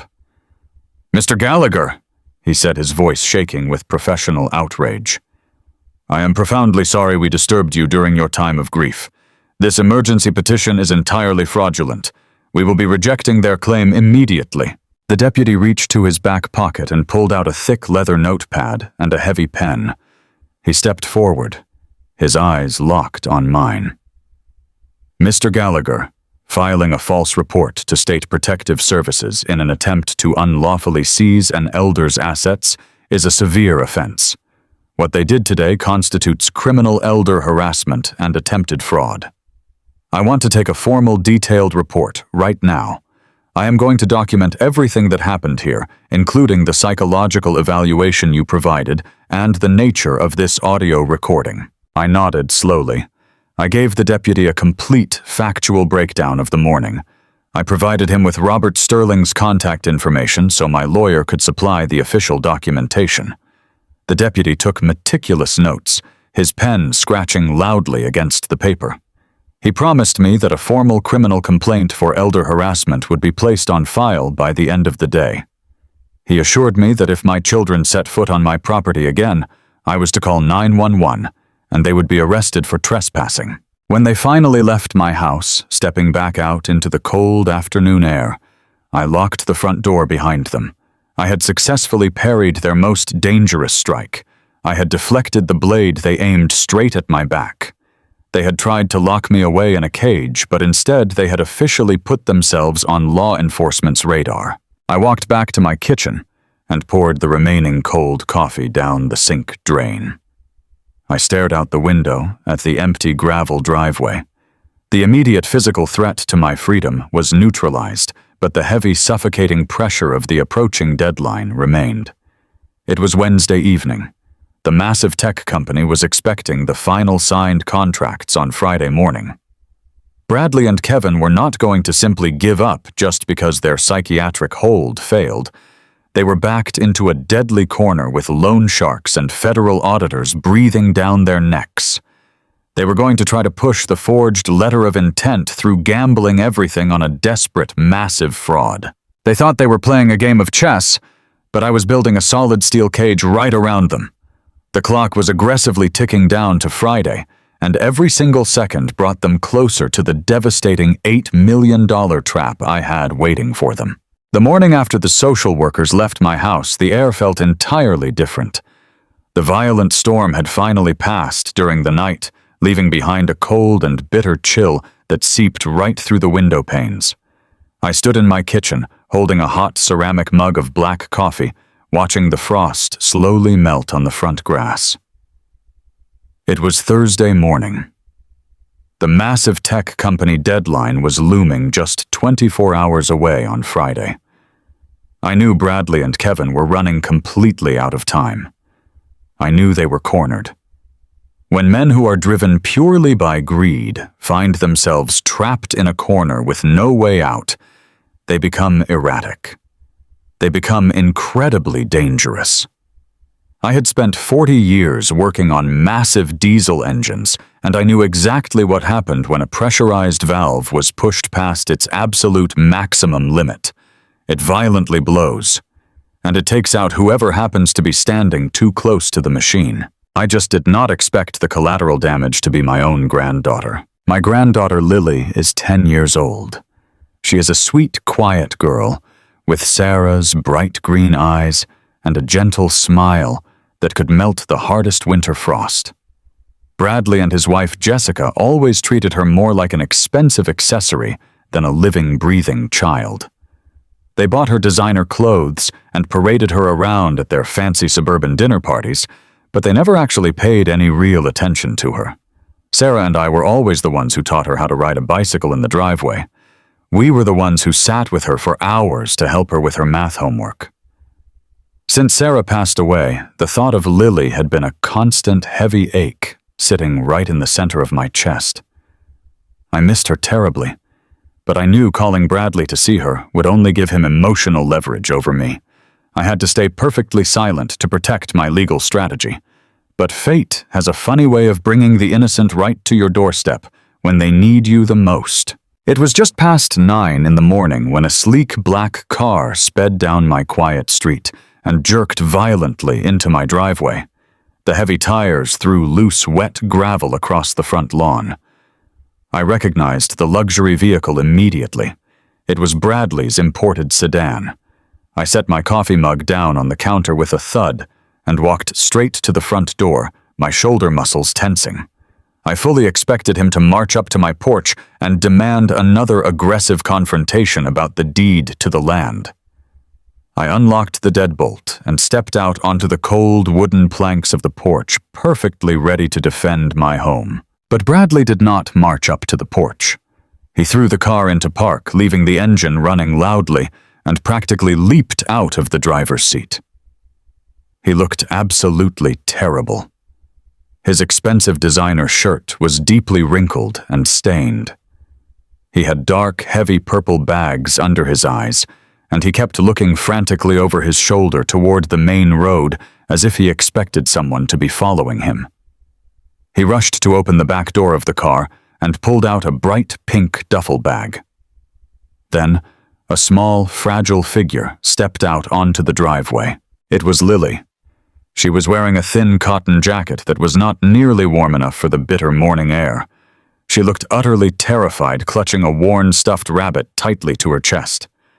Bradley grabbed her roughly by the shoulder and hurried her toward the porch steps. He did not even have the courage to look me in the eye.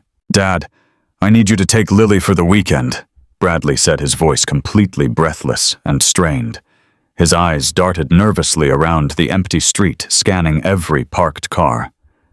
Jessica and I are completely overwhelmed with the stress of the estate paperwork and losing Mom. We just need a couple of days to decompress. We need a weekend off to get our heads straight. Just watch her until Sunday. Before I could even process the sheer audacity of his ridiculous request, before I could ask him a single question, he dropped the pink duffel bag on the bottom wooden step. He turned around, sprinted back to his running car, slammed the heavy door shut, and sped out of my driveway so fast his tires shrieked against the wet asphalt. I stood completely frozen on the porch, staring at the empty road. The man who had tried to lock me in a psychiatric ward just yesterday was now dumping his only child at my feet without a second thought. I looked down at Lily. She was trembling, her small shoulders shaking in the cold morning wind. I did not care about Bradley or his pathetic excuses in that moment. All my mechanic instincts, the deeply ingrained urge to protect and repair, shifted entirely to the little girl standing in front of me. I walked down the wooden steps, knelt in the cold mud, and wrapped my heavy arms around her. "Come inside, sweetheart," I whispered softly into her hair. "Let us get you warmed up." I brought Lily into the house and securely locked the front door behind us. I turned up the hallway thermostat to chase away the deep chill and led her into the kitchen. I made her a warm bowl of brown sugar oatmeal and poured her a tall glass of orange juice. She sat at the heavy oak table, the exact same table where her father had threatened me just 48 hours ago, and stared blankly at her food. She looked so incredibly exhausted, carrying a dark weight that no 10-year-old child should ever have to bear. I sat down across from her and kept my voice perfectly calm and gentle. I asked her how she was doing. I told her that she was completely safe here with her grandfather. The very moment I said the word safe, the emotional dam finally broke. Lily dropped her silver spoon, buried her face in her small hands, and began to cry. It was not a child's simple crying. It was a deep, racking sobs of pure, unadulterated terror. I moved my heavy chair next to hers and pulled her into my chest, letting her cry against my work shirt until her breathing finally slowed. When she looked up at me, her bright green eyes were bit with genuine trauma. "Grandpa, I am so scared," Lily whispered, her voice cracking painfully. "The house has been so loud. Daddy and Mommy do nothing but scream at each other all day and all night." I stroked her hair gently, encouraging her to keep talking. "What are they screaming about, Lily?" "They are screaming about money," she said, her voice dropping to a terrified whisper. "They keep shouting about your signature. Daddy says if the old man does not sign the paper by Friday, we are going to lose absolutely everything. He says we will have to run away. Mommy was crying and packing large suitcases last night. But Grandpa, that is not the scariest part." I felt a cold lump of pure dread settle heavily in my stomach. I thought about the forwarded emails Sarah had found, the brutal messages from the underground loan sharks threatening violence if Bradley did not pay his $3 million debt. "What is the scariest part, sweetheart?" I asked, keeping my tone perfectly steady so I would not frighten her more. "There are strange men coming to the house," Lily cried, clinging tightly to my shirt fabric. "Strange men in dark clothes. They came 2 nights ago, and they came again last night. They pounded on the front door so hard I thought the walls would break. Daddy turned off all the lights inside the house and made me hide on the floor of my bedroom closet. He told me to stay perfectly quiet and not make a sound. I could hear the men outside yelling at the windows. They told Daddy he was completely out of time. They said they were going to come inside and take what belonged to them." My blood turned to absolute ice. The terrifying reality of the situation crashed down on me with the brute force of a runaway freight train. Bradley was not just dumping his daughter at my house because he needed a mental break. He was dumping her here because violent criminals were physically circling his suburban home. He knew they were coming to collect his massive illegal debt, and he knew he could not protect his own child. Instead of going to the local police, instead of facing the legal consequences of his greedy, fraudulent lifestyle, he had dropped his innocent 10-year-old daughter on my porch and driven away to save his own skin. He had brought the deadly, violent consequences of his actions right to the edge of her bedroom door. My protective rage reached a boiling point I had never experienced before in my entire life. I had spent my years fixing heavy machinery, but there is absolutely nothing in this world stronger than a grandfather's determination to protect a defenseless child. I looked at Lily, wiping the tears from her pale cheeks with my rough thumbs. "You listen to me, Lily," I said, my voice completely solid and unwavering. "You are not going back to that house. You are going to stay right here with me. No one is going to yell at you. No one is going to make you hide in a dark closet ever again.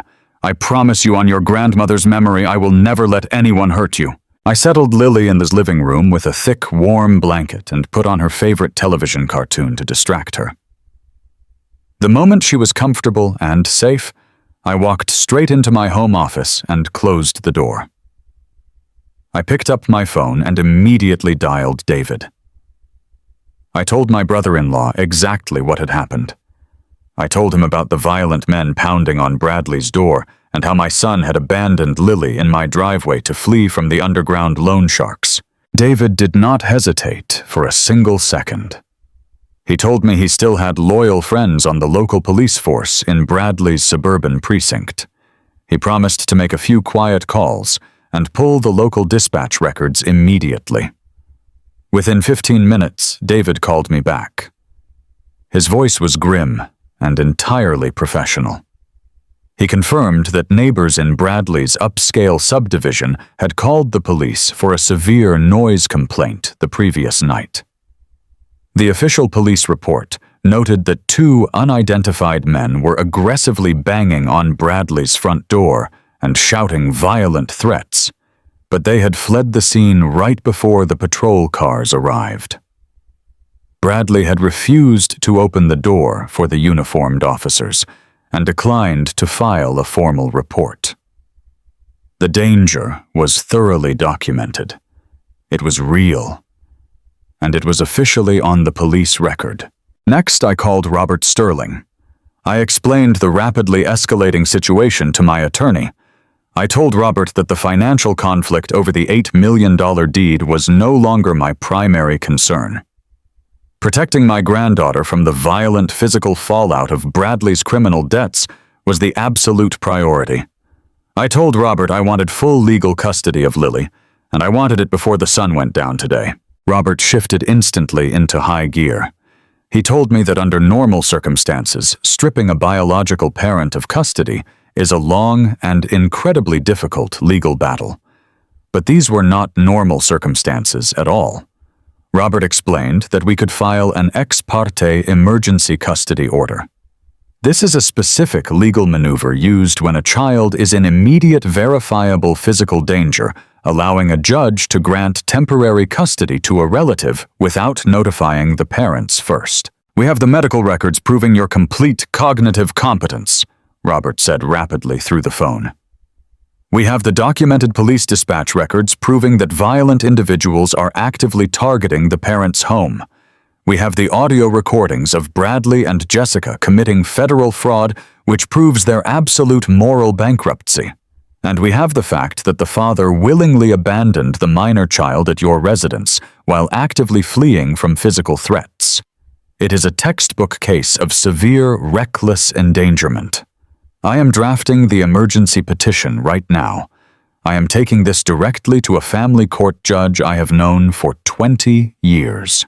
I sat at my heavy wooden desk, feeling the immense weight of the morning pressing heavily down on my shoulders. I was a simple diesel mechanic. I never imagined I would be navigating emergency court orders and federal fraud cases, but life forces you to become the exact man your family needs you to be. I had failed to see the rot in my own children, but I absolutely would not fail my granddaughter. By 3:00 in the afternoon, my phone rang. It was Robert. His voice was triumphant and completely resolute. He had stood before the family court judge and laid out the undeniable evidence of Bradley's criminal debts and the immediate physical danger to the child.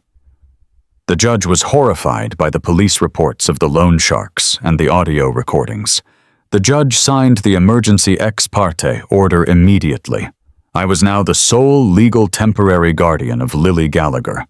If Bradley or Jessica tried to come to my house to take her away, I had the full, absolute backing of state law enforcement to have them immediately arrested for kidnapping. A profound, heavy wave of relief washed over my tired body.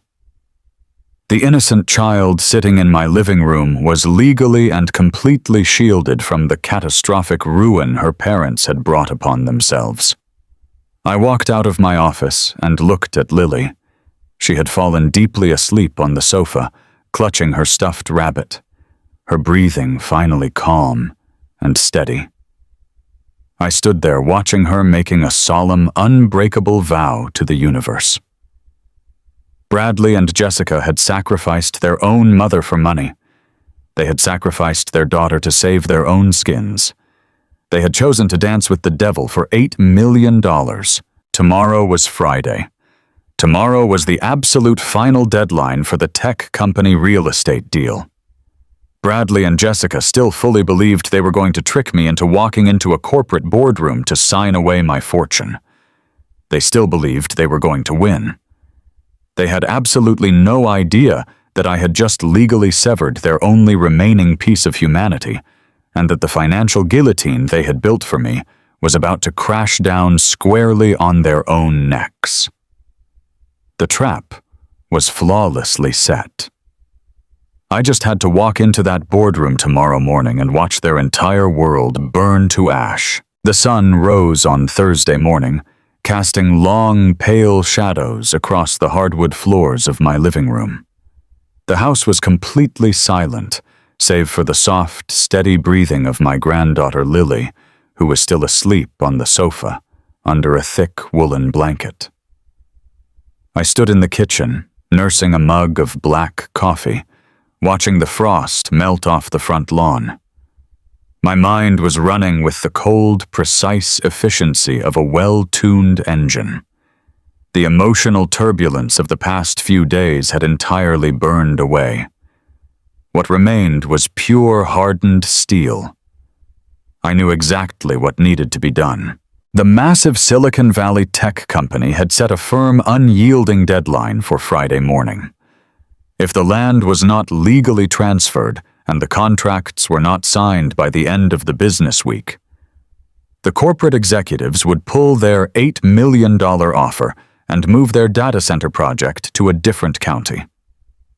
Bradley and Jessica knew this. Kevin knew this. They were absolutely desperate, backed into a corner by loan sharks and federal auditors, and they needed my signature to release the funds. They had tried to break me with threats. They had tried to lock me in a psychiatric ward using fraudulent claims. Now it was my turn to lay a trap. In my 40 years of working as a heavy-duty diesel mechanic, I learned a very important lesson about extracting rusted, stubborn bolts. If you just grab a wrench and pull with all your might, the bolt will snap, and you will be left with a catastrophic mess. But if you apply a little heat, if you ease off the pressure, and make the metal think it is giving way, the bolt will loosen itself right into your hands. I needed to apply heat to my children. I needed to make them believe they had completely broken me. I set my coffee mug down on the granite counter, pulled my cell phone from my pocket, and dialed Bradley's number. My heart beat with a slow, heavy rhythm. The phone rang 3 times before he answered. "What do you want?" Dad Bradley snapped. His voice was sharp, brittle, and dripping with defensive arrogance. He sounded like a man who had not slept in days, a man constantly looking over his shoulder for the violent debt collectors he owed $3 million to. I closed my eyes and leaned heavily against the kitchen counter. I let my shoulders slump deliberately, dropping my voice into a weak, trembling register. I channeled every ounce of the exhaustion and sorrow I had felt at Sarah's grave, projecting the image of a defeated, terrified old man. "Bradley," I murmured, letting my voice crack perfectly. "Please, just listen to me for a minute. Listen to me." There was a tense silence on the other end of the line. I could hear the faint sound of traffic in the background. "Go ahead," he said cautiously. "I am so tired, son," I whispered, making sure to sound completely devoid of any fight. "The social workers came to the house yesterday. They asked me all these terrifying questions. They talked about taking me away to a state facility. I do not want to go to a home, Bradley. I want to stay in my house. I do not want to spend the last years of my life fighting my own children in a courtroom. I miss your mother so much, and this war is just destroying me. I surrender. You win." The shift in the atmosphere over the phone was instantaneous. The defensive, panicked edge in Bradley's voice vanished instantly, replaced by a thick, nauseating wave of smug triumph. I could practically hear the greedy smile stretching across his face. He thought his fraudulent call to Adult Protective Services had successfully terrified me into submission. He thought his brutal intimidation tactics had broken my spirit. "Dad, I told you we were only doing this for your own good," Bradley replied, his tone suddenly shifting to one of fake magnanimous sympathy. "We do not want to put you in a home. We just need to protect the estate from taxes. If you just cooperate, everything will be fine. You can stay in your house forever. I know I said playing the part of the compliant victim. I found the original deed in your mother's sewing room. I have it right here. Tell me what I need to do. I just want this nightmare to be over." I could hear Bradley hastily covering the phone receiver, his muffled voice urgently speaking to someone else, likely Kevin. A few seconds later, he came back on the line, sounding absolutely breathless with excitement. "Listen to me very carefully, Dad," Bradley instructed, speaking with the rapid, manic energy of a gambler who thinks he just hit the jackpot. "The corporate executives from the tech firm are flying in tomorrow morning to finalize the zoning purchases.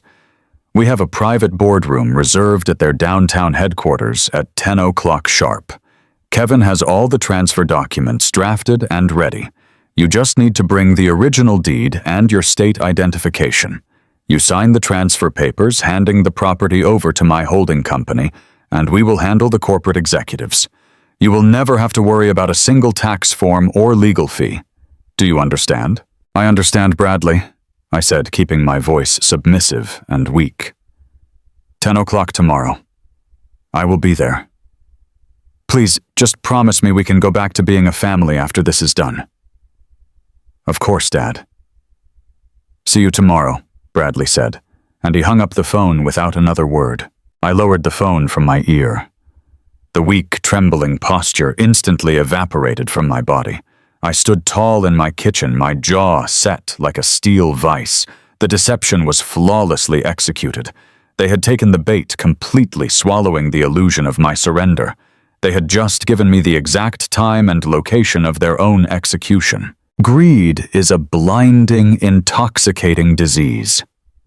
When arrogant, entitled people believe they have successfully manipulated the system and won the ultimate prize, they lose all sense of caution. They become drunk on their own perceived brilliance. I knew Bradley and Jessica would not wait until the ink was dry to start celebrating. They had an $8 million payday, supposedly guaranteed for Friday morning, and they were going to spend Thursday living like royalty. Later that afternoon, David came over to the house to check on Lily and help me finalize our preparations. We sat at the kitchen table while Lily watched cartoons in the other room. David pulled out his tablet and opened his social media accounts. He had been quietly monitoring Jessica and Bradley's public profiles all week. What he showed me made my stomach churn with absolute disgust. They believed they had completely broken me, and their hubris was on full grotesque display. David tapped the screen, pulling up a live video Jessica had posted just an hour ago.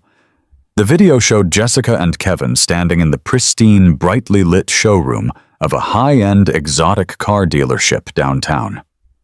Jessica was wearing designer sunglasses indoors, holding a crystal flute of complimentary champagne.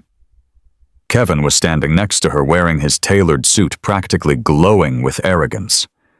Behind them sat a brand-new custom-ordered imported luxury SUV. The price tag on the windshield was easily over $150,000. Cheers to new beginnings and massive blessings, Jessica squealed into the camera, clinking her champagne glass against Kevin's. We manifested this amazing new chapter. Hard work always pays off. I stared at the screen, my eyes narrowing. Her mother had been buried in the cold mud barely 48 hours ago, and Jessica was drinking champagne and buying exotic cars. They were using the forged letter of intent and Kevin's shady legal connections to secure massive high-interest bridge loans based on the pending $8 million land sale. They were buying luxury vehicles on credit, fully expecting my signature on Friday morning to instantly wipe out the debt.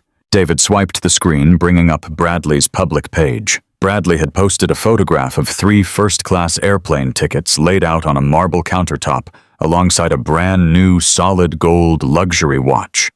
The tickets were for a non-refundable month-long vacation to an exclusive 5-star private island resort in the Maldives. The caption read, "Escaping the stress. Huge corporate deals closed. Early retirement starts next week." "He is completely unhinged," David muttered, shaking his head in disgust. "He owes $3 million to violent underground loan sharks. He abandoned his 10-year-old daughter on your porch because criminals were pounding on his front door in the middle of the night. And instead of paying his debts, he is buying gold watches and booking tropical vacations on credit. He thinks the $8 million is going to cover everything," I replied, my voice dangerously calm. "He thinks he can pay off the loan sharks fund a lavish lifestyle and walk away clean. They both think my signature tomorrow is a magic wand that will erase all their sins." I watched the video of Jessica laughing in the car dealership one more time. I felt no anger. I felt no sorrow. I felt the absolute icy detachment of an executioner inspecting the heavy blade of a guillotine. They were celebrating their victory on the grave of their mother. They were building a massive, towering monument to their own greed, completely unaware that the foundation was made of dust. Thursday evening settled over the house quiet and still. I cooked a warm dinner for Lily, baked chicken, and roasted potatoes, and sat with her at the table. She smiled for the first time since Bradley had dumped her in my driveway. I promised her again that she was safe, that she would never have to go back to the screaming and the hiding. After she went to sleep in the spare bedroom, securely tucked under the warm blankets, Robert Sterling arrived at my front door. My attorney carried his battered leather briefcase and wore a look of intense, serious focus. We spent the next 3 hours in my home office meticulously reviewing the trap we had set for Friday morning. We gathered every single piece of our arsenal. We had the original certified property deed for the 50 acres. We had the certified commercial appraisal proving the $8 million value. We had the secure laptop containing the audio recordings of Bradley and Jessica plotting to defraud the estate and hasten Sarah's death. We had the forwarded emails proving Kevin's massive corporate embezzlement and Bradley's terrifying ties to violent loan sharks. And most importantly, we had the emergency court-ordered ex parte custody documents proving that Bradley was a negligent, reckless danger to his own child. Robert placed all the documents into a simple, heavy manila envelope. He looked at me across the desk, his hands resting flat on the wood. "Thomas," Robert said softly, "tomorrow morning, when we walk into that corporate boardroom, there is no turning back. The second Bradley and Kevin present those forged transfer documents to the tech company executives, they are committing undeniable federal wire fraud. Once we drop this evidence on the table, their lives as they know them are permanently over. Kevin will be disbarred and indicted. Bradley will face federal charges for forgery and fraud, and the loan sharks will tear his remaining assets apart. They will lose their homes, their cars, and their freedom. Are you absolutely certain you are ready to do this to your own children?" I looked at the heavy manila envelope sitting on the desk. I thought about the 40 years of grease and sweat I had sacrificed for them. I thought about Sarah dying alone in her hospice bed while they impatiently checked their expensive watches. I thought about 10-year-old Lily hiding in a dark closet, terrified of the violent monsters her father had brought to their door. "I am absolutely certain, Robert," I said, my voice resonating with unbreakable conviction. "They stopped being my children the moment they decided my life and my wife's life were worth nothing more than a real estate payout. They dug this massive hole with their own 2 hands. Tomorrow, I am just going to gladly push them into it." Robert nodded, a grim smile touching his lips. He packed his briefcase, shook my hand firmly, and told me he would meet me and David at the tech company headquarters at 9:45 in the morning. After Robert left, I walked into my bedroom and opened my closet. I bypassed the dark suit I had worn to Sarah's funeral. I reached into the back and pulled out my heavy canvas mechanic's work jacket, my faded denim jeans, and my scuffed, steel-toed work boots. I laid them out carefully on the edge of the bed. I was not going to walk into a sleek, glass-walled Silicon Valley boardroom wearing a tailored suit. I was not going to play their pretentious corporate game. I was going to walk into that room as exactly what I am: a diesel mechanic, a working man, a husband who protected his wife, a grandfather who protected his granddaughter. I turned off the bedroom lamp and stood in the dark, looking out the window at the quiet, sleeping neighborhood. The fraudulent illusions my children had built were currently floating high in the sky, lifted by stolen, credit-forged documents and unimaginable arrogance. But gravity is a relentless, unforgiving force. Tomorrow morning at 10:00 clock sharp, the false floor they were standing on was going to vanish completely. I closed my eyes and let the silence of the house wrap around me, patiently waiting for the sun to rise on the day of absolute reckoning. The trap was locked, the blade was sharpened, and the guillotine was finally ready to fall. The sun rose on Thursday morning, casting long, pale shadows across the hardwood floors of my living room. The house was completely silent, save for the soft, steady breathing of my granddaughter Lily, who was still asleep on the sofa, under a thick woolen blanket.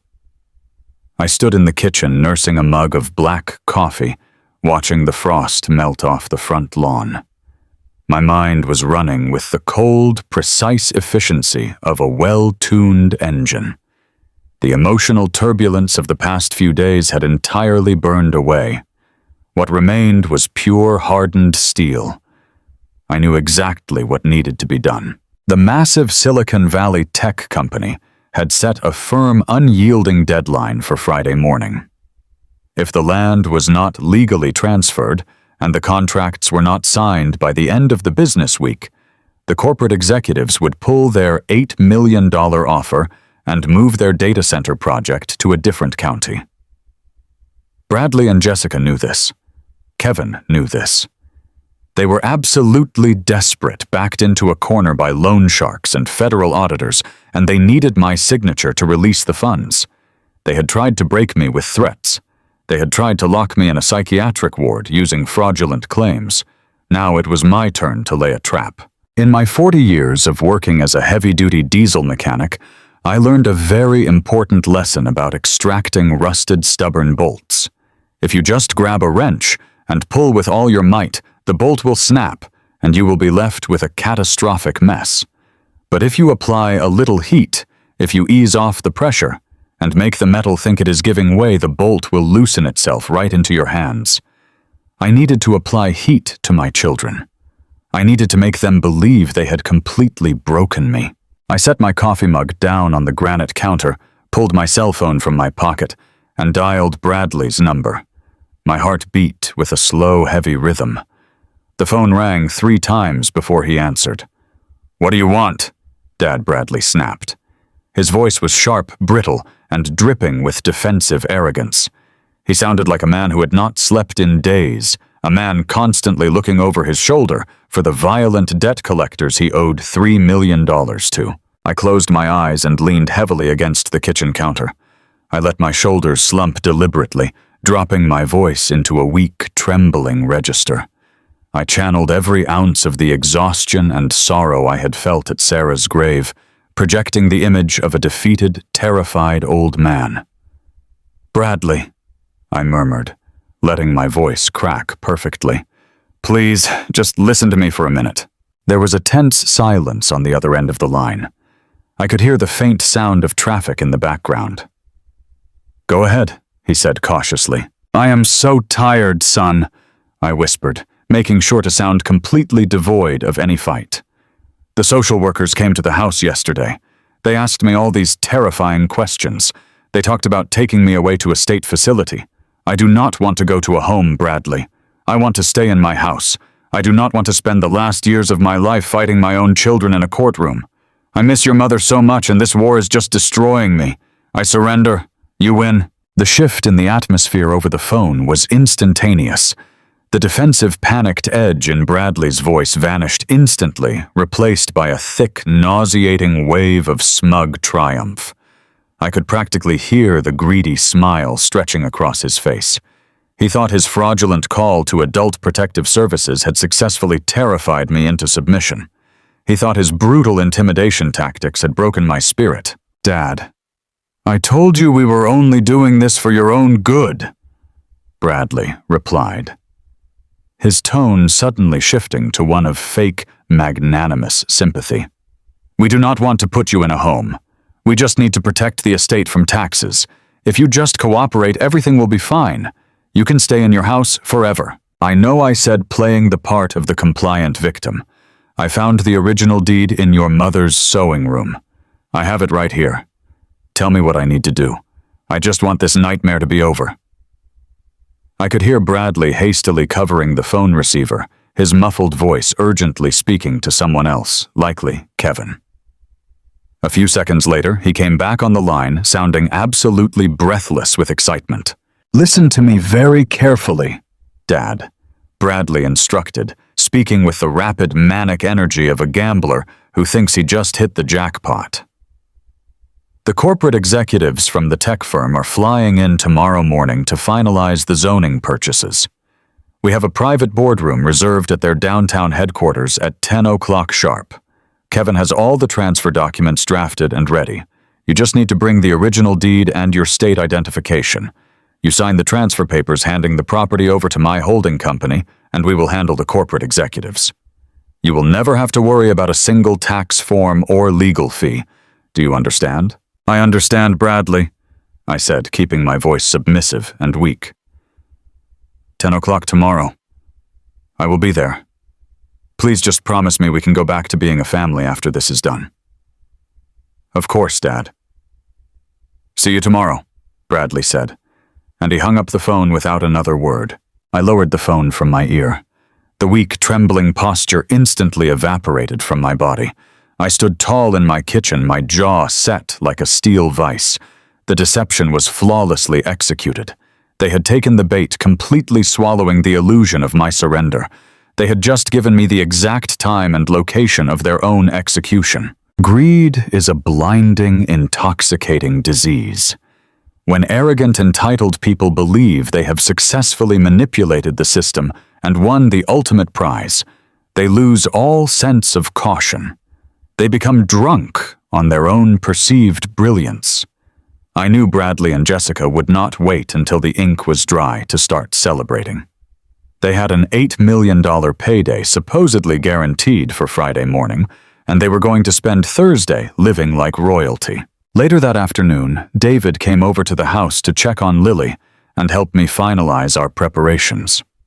We sat at the kitchen table, while Lily watched cartoons in the other room. David pulled out his tablet and opened his social media accounts. He had been quietly monitoring Jessica and Bradley's public profiles all week. What he showed me made my stomach churn with absolute disgust. They believed they had completely broken me and their hubris was on full grotesque display. David tapped the screen, pulling up a live video Jessica had posted just an hour ago.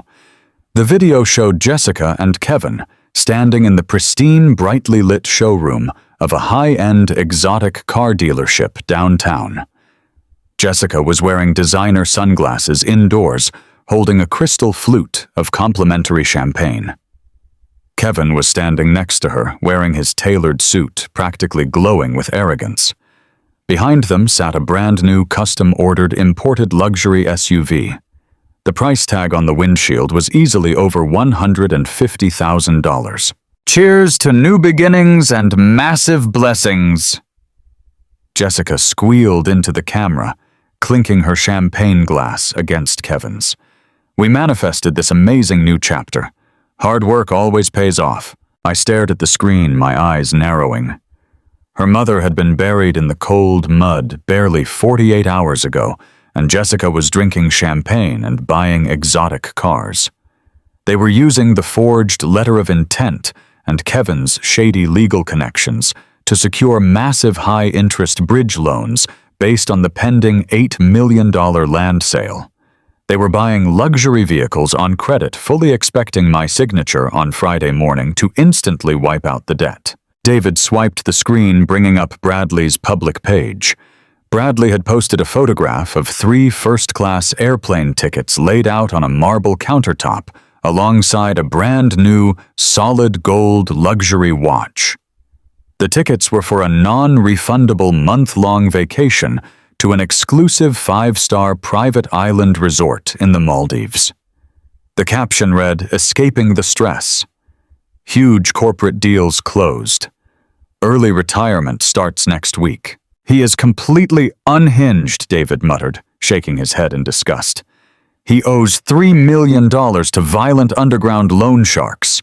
He abandoned his 10-year-old daughter on your porch because criminals were pounding on his front door in the middle of the night. And instead of paying his debts, he is buying gold watches and booking tropical vacations on credit.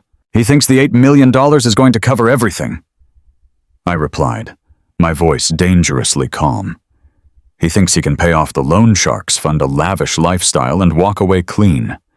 They both think my signature tomorrow is a magic wand that will erase all their sins." I watched the video of Jessica laughing in the car dealership one more time. I felt no anger. I felt no sorrow. I felt the absolute icy detachment of an executioner inspecting the heavy blade of a guillotine. They were celebrating their victory on the grave of their mother. They were building a massive, towering monument to their own greed, completely unaware that the foundation was made of dust. Thursday evening settled over the house, quiet and still. I cooked a warm dinner for Lily, baked chicken and roasted potatoes, and sat with her at the table. She smiled for the first time since Bradley had dumped her in my driveway. I promised her again that she was safe, that she would never have to go back to the screaming and the hiding. After she went to sleep in the spare bedroom, securely tucked under the warm blankets, Robert Sterling arrived at my front door. My attorney carried his battered leather briefcase and wore a look of intense, serious focus. We spent the next 3 hours in my home office meticulously reviewing the trap we had set for Friday morning. We gathered every single piece of our arsenal. We had the original certified property deed for the 50 acres. We had the certified commercial appraisal proving the $8 million value. We had the secure laptop containing the audio recordings of Bradley and Jessica plotting to defraud the estate and hasten Sarah's death. We had the forwarded emails proving Kevin's massive corporate embezzlement and Bradley's terrifying ties to violent loan sharks. And most importantly, we had the emergency court-ordered ex parte custody documents proving that Bradley was a negligent, reckless danger to his own child. Robert placed all the documents into a simple, heavy manila envelope.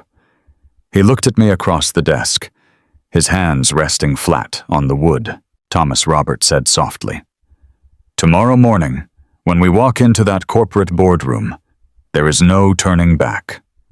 The second Bradley and Kevin present those forged transfer documents to the tech company executives, they are committing undeniable federal wire fraud. Once we drop this evidence on the table, their lives as they know them are permanently over. Kevin will be disbarred and indicted. Bradley will face federal charges for forgery and fraud, and the loan sharks will tear his remaining assets apart.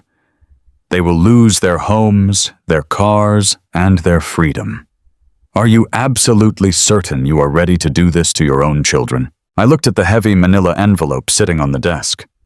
I thought about the 40 years of grease and sweat I had sacrificed for them.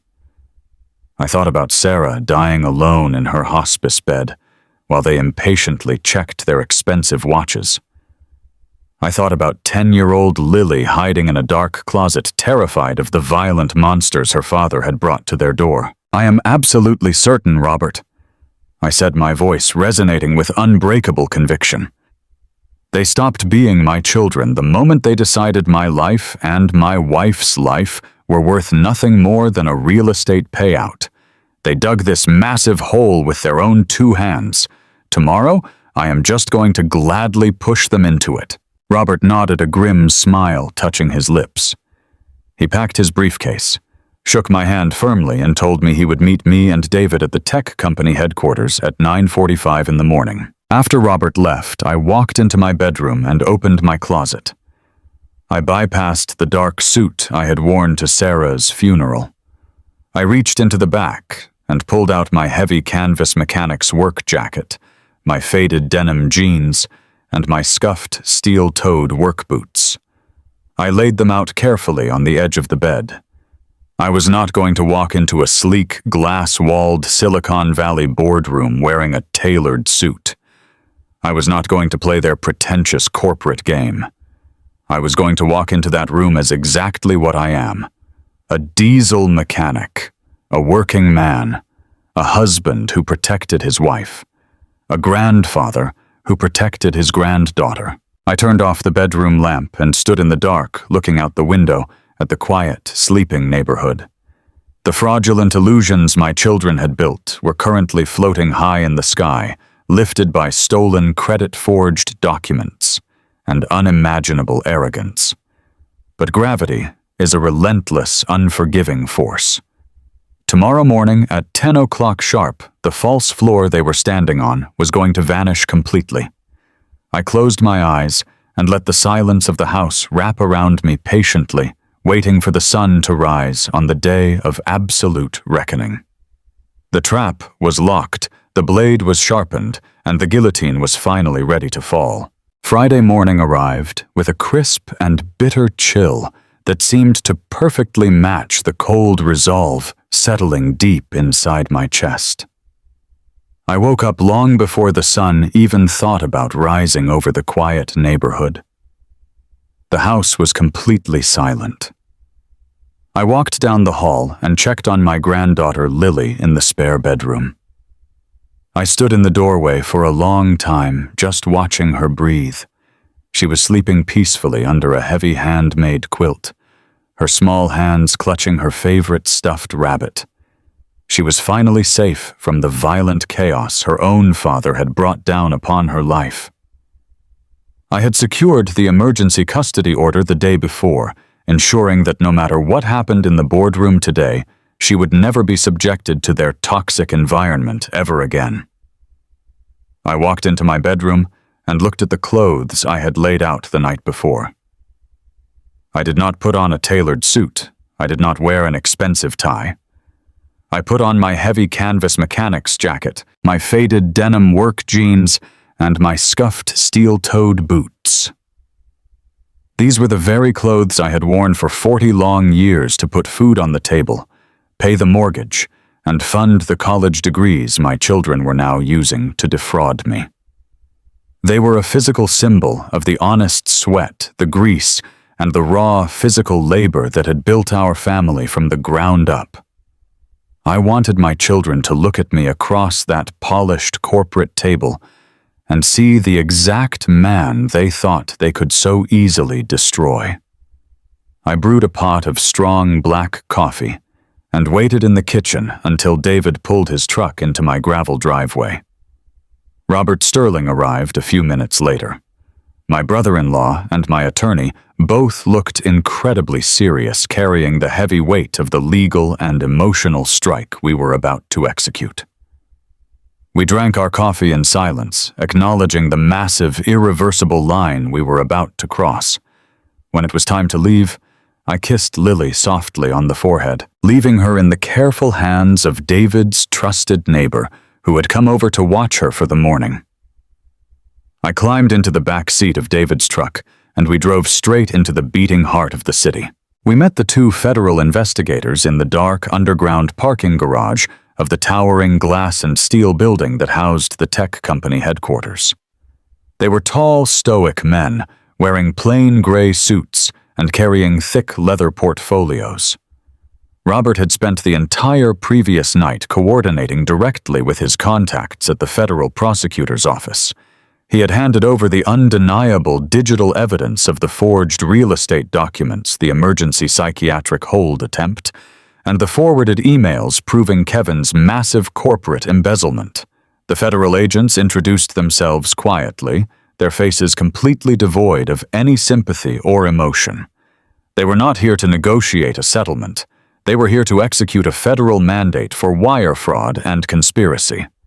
We took the private executive elevator up to the top floor. The quiet hum of the machinery served as the only sound in the cramped space building, a thick layer of anticipation in the air. The elevator doors slid open to reveal a sprawling reception area made entirely of polished white marble and floor-to-ceiling glass windows. It was a cold, sterile environment, specifically built to intimidate simple working people. The receptionist pointed us down a long, quiet corridor toward the main executive boardroom. As we walked down the thickly carpeted hallway, the heavy thud of my steel-toed boots echoed loudly against the transparent glass walls. I could see the boardroom from 50 feet away. The walls were completely clear, designed to project an image of open corporate transparency, but they only served to give me a perfect unobstructed view of the sickening theater playing out inside. I stopped a few feet away from the heavy glass door and just watched them for a moment. Bradley, Jessica, and Kevin were sitting together on one side of a massive polished mahogany conference table. They were all dressed in impeccably tailored, wildly expensive designer suits. They looked like absolute royalty, projecting the exact image of old money and deep success. Bradley was leaning far back in his plush leather chair, smiling broadly, holding court, with the three senior tech company executives sitting directly across from him. Jessica was nodding along to whatever lie he was spinning, occasionally sipping from a crystal glass of sparkling water, radiating a false aura of sophisticated wealth. Kevin sat with his posture perfectly straight, organizing a thick stack of legal documents in front of him with practiced clinical precision. They looked so incredibly comfortable, so thoroughly convinced of their own infallible genius. Right in the center of the mahogany table sat the final sale contracts. They were just waiting for my signature to legally release $8 million directly into Bradley's offshore limited liability company. They were celebrating their absolute victory before the ink was even dry. They had no idea that their entire fraudulent empire was resting on a crumbling foundation of gasoline, and I was standing right outside the door holding a lit match. I took a deep, steadying breath, letting the cold, filtered air fill my lungs. I thought of Sarah dying in her hospice bed while these monsters checked their watches. I looked back at Robert David and the two federal agents. They all gave me a single, silent nod of confirmation. The trap was flawlessly set. It was finally time to close the steel jaws. I pushed open the heavy glass door. It swung wide with a soft, pneumatic hiss. The sudden noise interrupted Bradley's arrogant laughter. Every single head in the room turned to look at the entrance. I stepped into the boardroom, my scuffed work boots sinking deep into the expensive corporate carpet. My faded canvas jacket stood out like a sore thumb against the sleek, modern elegance of the room. I walked slowly and deliberately, letting my presence consume the space. Behind me, Robert Sterling entered with his battered leather briefcase. David followed closely, his broad shoulders squared, and his eyes locked on Bradley. The two federal investigators stepped in last, quietly closing the glass door behind them and standing perfectly still against the back wall, blocking the only exit. The air in the room instantly changed. It grew thick, heavy, and suffocating. Bradley's fake confident smile completely vanished for a fraction of a second, replaced by a flash of genuine panic when he saw the stern men standing behind me. But he was a master manipulator, and he quickly recovered his composure, assuming I had simply brought my own lawyers to surrender. He immediately slipped into the role of the patient, patronizing son, dealing with his supposedly senile father. He stood up from his leather chair and forced a warm, welcoming expression onto his face. "Dad, you made it," Bradley said, his voice dripping with condescending sweetness. He turned to the tech executives and gestured toward me with an open hand. "Gentlemen, this is my father, Thomas Gallagher. As I mentioned to you earlier, he has been having a very difficult time since my mother passed away. His memory is completely failing him, and the terrible grief has been incredibly hard on his cognitive state. That is why I have had to step in and assume full legal conservatorship to help manage his complicated affairs. He is just here today to formally sign the final transfer papers so we can get him the long-term medical care he desperately needs." The tech executives looked at me with polite, uncomfortable pity. They fully believed the lie. They thought I was just a broken, confused old man who no longer understood the world around him. Jessica offered a tight, sympathetic smile, playing the part of the devoted, heartbroken daughter to absolute perfection. Kevin kept his eyes fixed on the documents, his jaw visibly clenching as he tried to rush the process along. I did not say a single word to Bradley. I did not acknowledge Jessica's fake smile or Kevin's nervous shifting. I walked straight up to the massive mahogany table and stood directly across from the three tech executives.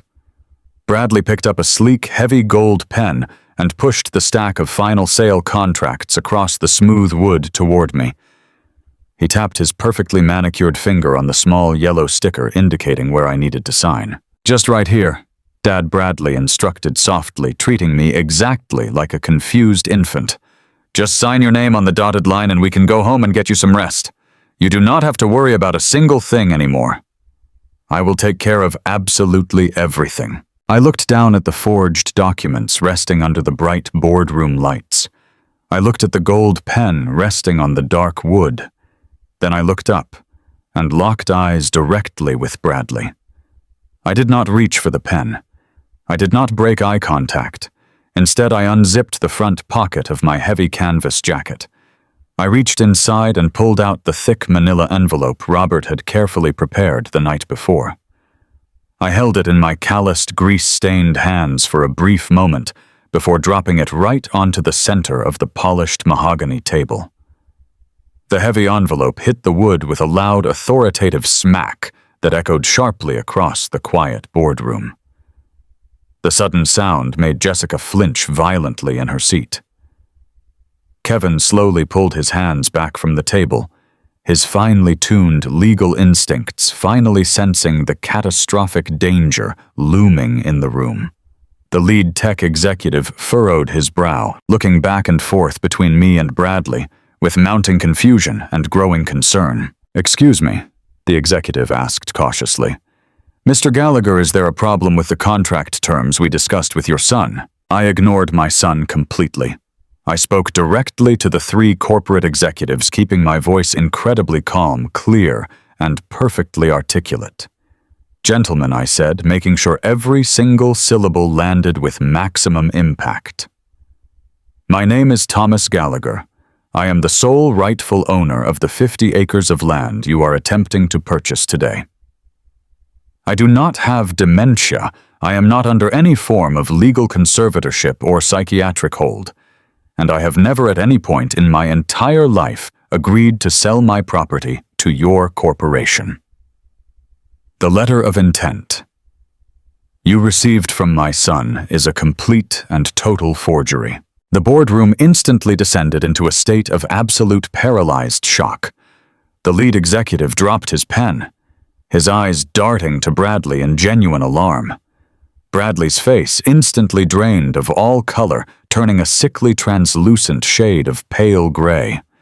He opened his mouth to speak, to spin another desperate lie, to try and salvage his rapidly crumbling scheme. "Dad, what are you talking about?" Bradley stammered, his voice rising in genuine high-pitched panic. "You are confused again. You are having an episode. You need to sit down right now.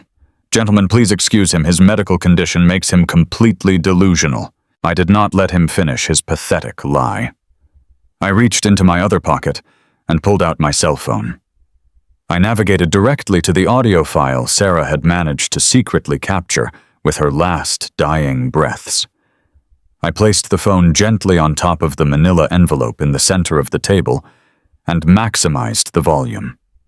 I pressed play. The quiet, sterile atmosphere of the corporate boardroom was instantly shattered by the sound of Sarah's hospital heart monitor steadily beeping in the background.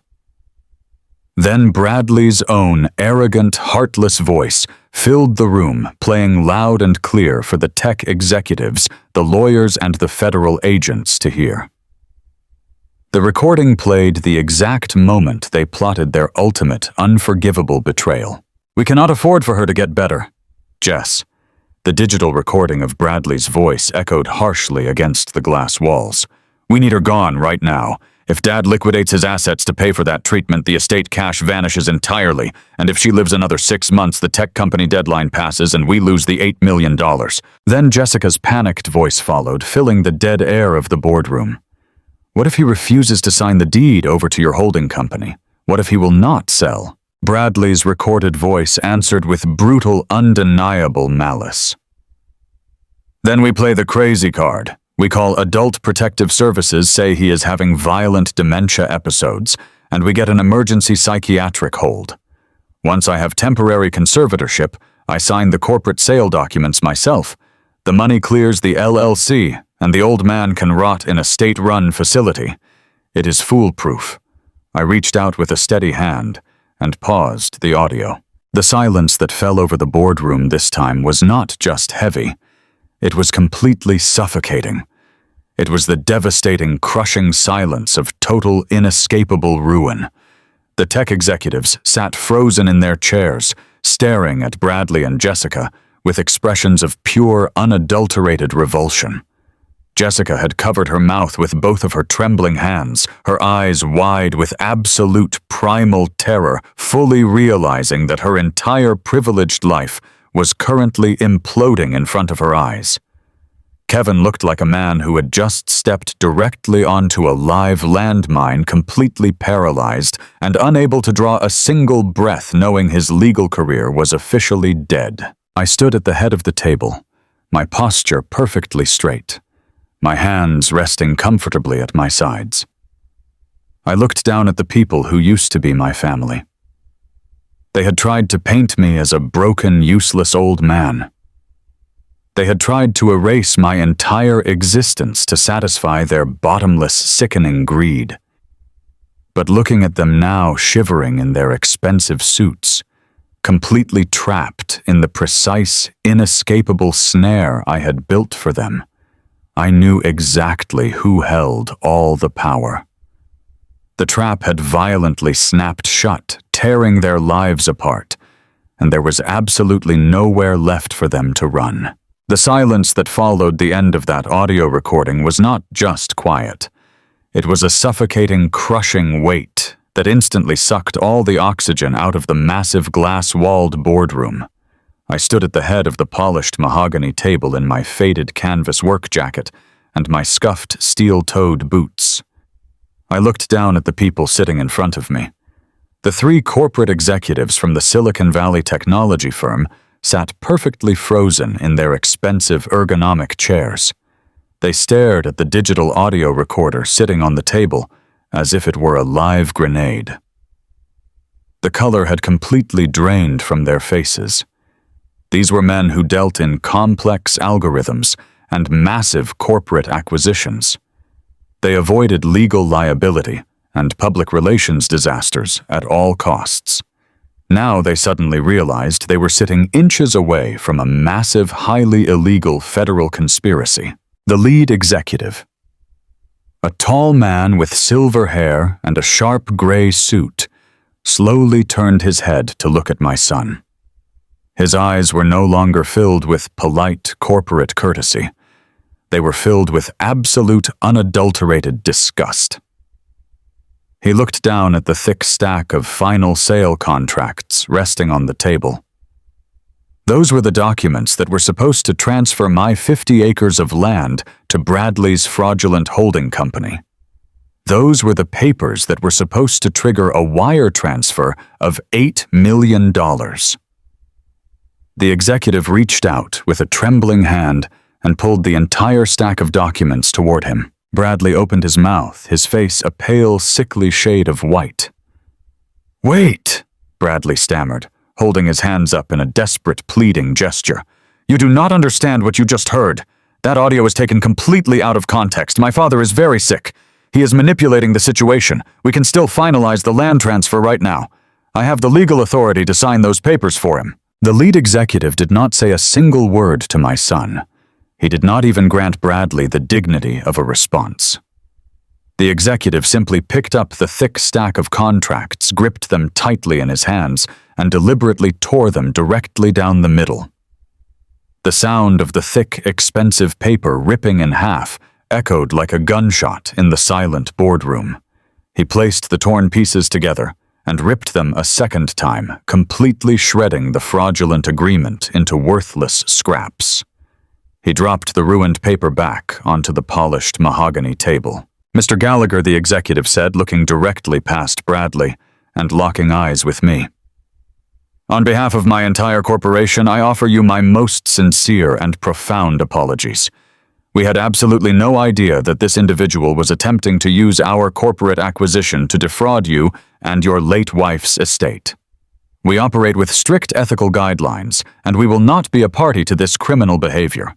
We are officially stepping away from this table, and we are permanently withdrawing our business from this specific transaction." The three executives stood up in unison. They gathered their briefcases, buttoned their suit jackets, and walked briskly out of the glass boardroom without looking back.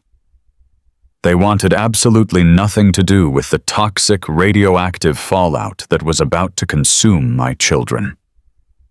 The heavy glass door swung shut behind them, leaving us alone in the room with the two federal investigators standing silently against the back wall. Bradley watched the executives walk away, his entire body trembling violently. He realized that the $8 million had just evaporated into thin air. He realized the magical lifeline that was supposed to save him from his massive underground debts was gone forever. He turned to me, his eyes wide with a frantic, wild terror. He took a step toward me, raising his voice in a desperate shout. "Do you have any idea what you just did?" Bradley screamed, the veins bulging in his neck. "Do you know what is going to happen to me now? They are going to kill me. You just destroyed my entire life over a piece of useless dirt." Before I could answer, the two federal agents stepped away from the glass wall. They moved with a swift, practiced, and undeniable authority. They walked directly up to Bradley, grabbing him firmly by both arms and spinning him around to face the table. "Bradley Gallagher," the taller agent announced, his voice booming with absolute legal command. "You are under arrest for federal wire fraud, criminal conspiracy, and the forgery of commercial real estate documents across state lines." Bradley gasped, his knees visibly buckling beneath his tailored suit pants. The sound of heavy steel handcuffs ratcheting tightly around his wrists filled the room. It was a cold, mechanical clicking sound that signaled the absolute end of his arrogant existence. Bradley began to weep openly, tears streaming down his pale face, begging the agents to let him go, swearing that it was all a terrible misunderstanding. He looked at me over his shoulder, crying out for me to help him, begging me to tell the agents that we could fix this as a family. I looked back at him with eyes as cold and hard as river stones. I felt absolutely no pity. I felt no urge to save him. When you pour sand into a diesel engine and rev it to the maximum limit, you do not cry when the metal tears itself apart. You simply watch it break. While the federal agents secured Bradley, Kevin stood up from his chair at the far end of the table. He was desperately trying to smooth the wrinkles out of his expensive suit jacket, attempting to summon the arrogant, untouchable lawyer persona he used to intimidate people. He pointed a shaking finger at my attorney, Robert Sterling. "You have absolutely no right to do this," Kevin shouted, trying to mask his rising panic with legal threats. "This is an unlawful ambush. You are using illegally obtained audio recordings. I will have you personally sued for defamation, Robert. I will drag you and this senile old man through civil court for the next decade. You have no legal standing to involve federal authorities in a private family estate matter." Robert Sterling did not flinch. My old friend simply smiled a cold, veteran smile. He opened his battered leather briefcase and pulled out a thick, tightly bound stack of printed emails and financial ledgers. He tossed the stack onto the table right in front of Kevin. "You will not be dragging anyone into civil court, Kevin," Robert said, his voice completely calm and laced with deadly precision. "Because you are never going to step foot inside a courtroom as an attorney ever again." Kevin looked down at the papers. His eyes scanned the top page and his jaw dropped open. He recognized the documents immediately. They were the highly confidential internal emails from his senior managing partners detailing the $1.5 million he had systematically embezzled from his own clients' escrow accounts. I sent the original copies of those financial records directly to the State Bar Association Investigative Committee at 7:00 this morning, Robert informed him smoothly. "I also sent a certified copy to the district attorney handling corporate fraud. They are currently freezing every single bank account associated with your name and your law firm. The State Bar is revoking your license to practice law as we speak. You are not a lawyer anymore, Kevin. You are just another common thief waiting for his federal indictment." Kevin's legs gave out completely. He collapsed backward into his leather chair, staring blankly at the ceiling. The arrogant, untouchable lawyer was gone, completely shattered by the undeniable reality of his own actions. He knew he was going to lose his massive suburban mansion. He knew he was going to lose his imported luxury cars. He knew he was going to spend the next decade of his life sleeping in a federal prison cell. His entire world had been meticulously dismantled in less than 5 minutes. That was when Jessica finally broke. She had been sitting frozen in her chair, watching the arrests and the revelations with a look of absolute paralyzed horror. When she realized that the $8 million was gone, that her husband was going to prison, and that her brother was currently wearing federal handcuffs, she completely lost her mind.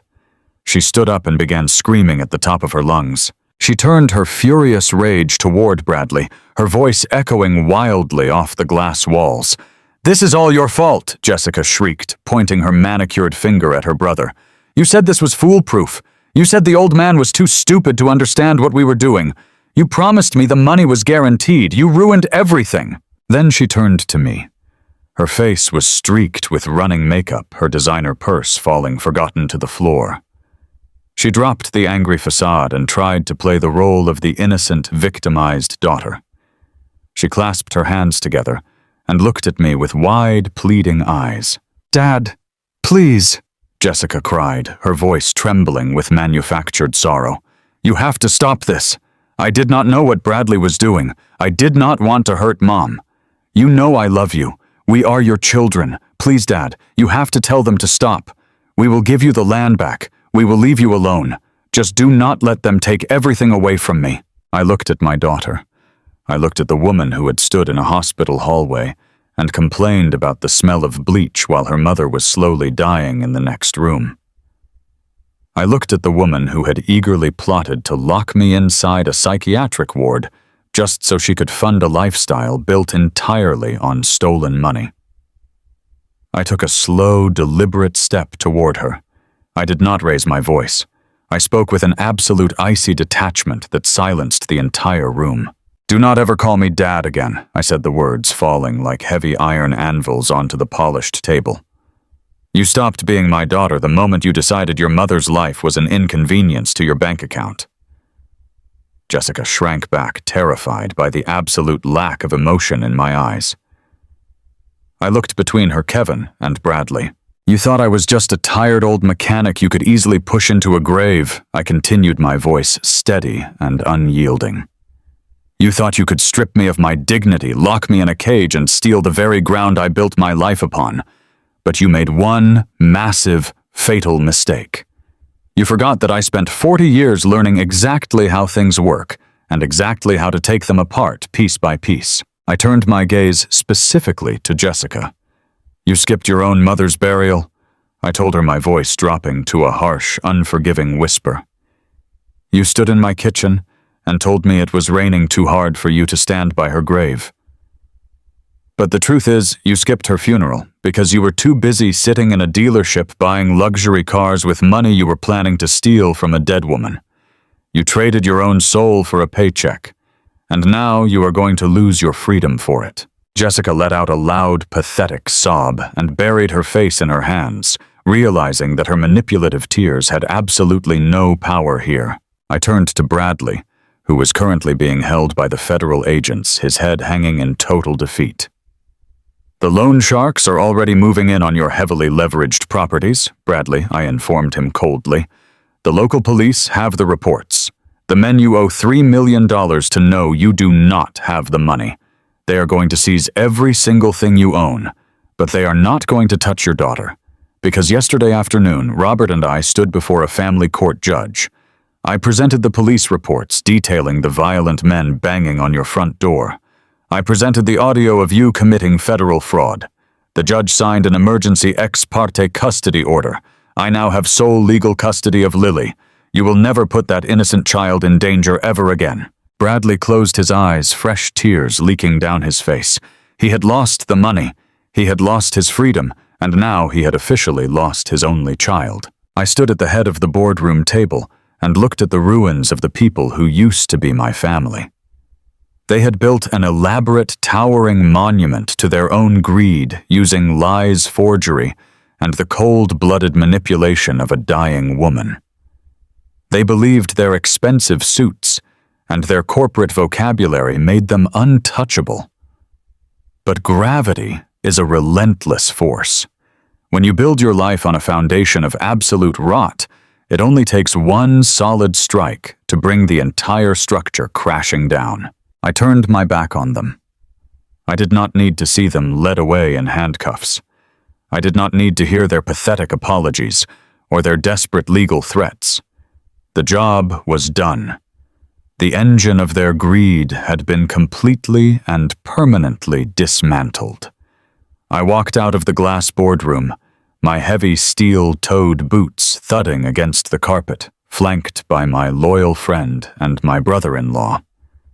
We walked toward the elevators, leaving the toxic, ruined pieces of my past far behind us. I was going home to my granddaughter. I was going home to the land I loved. And for the first time since Sarah had passed away, I felt the warm, comforting light of true justice settling peacefully over my life. 3 months have passed since that Friday morning in the glass boardroom. The heavy summer heat has finally broken, replaced by the crisp and quiet cool of an autumn breeze. I sit on my front porch now, watching the golden leaves drift down onto the gravel driveway. The house is peaceful. It is no longer a battleground of deception and greed. Let me tell you exactly what happened to the people who thought they could bury me alive. The justice system is a slow machine, but when it finally drops its gears into place, it grinds forward with absolute and terrifying precision. Bradley and Kevin are currently sitting in a maximum security federal detention center waiting for their final sentencing hearings. They are not wearing their expensive tailored suits anymore. When the federal investigators raided Bradley's fraudulent holding companies, they found a web of lies so deep it took forensic accountants weeks to untangle. The underground loan sharks did exactly what Robert predicted. They swept in like hungry vultures and stripped Bradley's heavily leveraged properties down to the copper wiring. He lost his exotic cars, his hidden bank accounts, and his freedom. He is looking at a minimum of 15 years in a federal penitentiary for wire fraud, forgery, and conspiracy. Kevin fared absolutely no better. The State Bar Association permanently stripped him of his license to practice law before that first week was even out.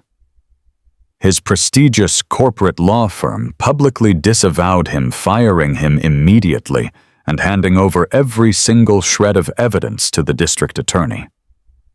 Kevin is facing decades behind bars for embezzling $1.5 million from his own clients. He tried to offer a plea deal, crying in the interrogation room and offering to turn on everyone he knew, but the prosecutors did not need his help. They already had all the evidence they needed, courtesy of Sarah's hidden flash drive. And Jessica, my daughter, she thought she could cry her way out of the fallout. She thought she could play the innocent, manipulated victim. But the federal auditors seized all of her assets to pay back the innocent clients Kevin had stolen from. The massive suburban mansion was foreclosed on by the bank. The luxury vehicles she had just bought on credit were immediately repossessed. Today, Jessica is living in a cramped 2-room apartment on the absolute worst side of the city, drowning in massive, insurmountable debt. She works a minimum-wage retail job just to keep the lights on and buy groceries. She has been completely excommunicated from the wealthy high society circles she worshipped. She calls me sometimes late at night, leaving tearful, desperate voicemails begging for financial help and claiming she has changed. I never pick up the phone. I just listen to the pathetic messages in the dark of my kitchen and press delete. The bad seeds have reaped exactly what they sowed into the earth. You cannot plant toxic poison and expect to harvest sweet fruit. With the immediate threat completely neutralized and my treacherous children removed from the board, Robert and I went back to the tech company executives. They were utterly terrified of the legal liability and the potential public relations nightmare that Bradley had almost dragged their corporation into. But they still desperately needed that 50-acre plot of land for their new data center project. The geographical surveys proved it was the only viable location in the county. I sat down with them, but this time the meeting was entirely on my own terms. I did not wear a suit. I wore my clean-pressed canvas work jacket and my scuffed boots. I legally sold them the land for the full officially appraised value of $8 million. The transaction was clean, legal, and transparent. When that kind of money hits your bank account, it fundamentally changes the gravity of your world. People think that if they suddenly acquire millions of dollars, they are supposed to buy a sprawling mansion, a fleet of sports cars, and a private jet. But a diesel mechanic who has spent 40 years turning heavy wrenches knows the truth about shiny things. Material objects just rust, degrade, and break down over time. I did not buy a single luxury item for myself. I did not change my address. I stayed right here in the humble, sturdy house I built with my own hands alongside Sarah. Instead, I used that massive fortune to build a permanent fortress. I worked endlessly with Robert to set up an ironclad, multi-million-dollar trust fund for my granddaughter Lily.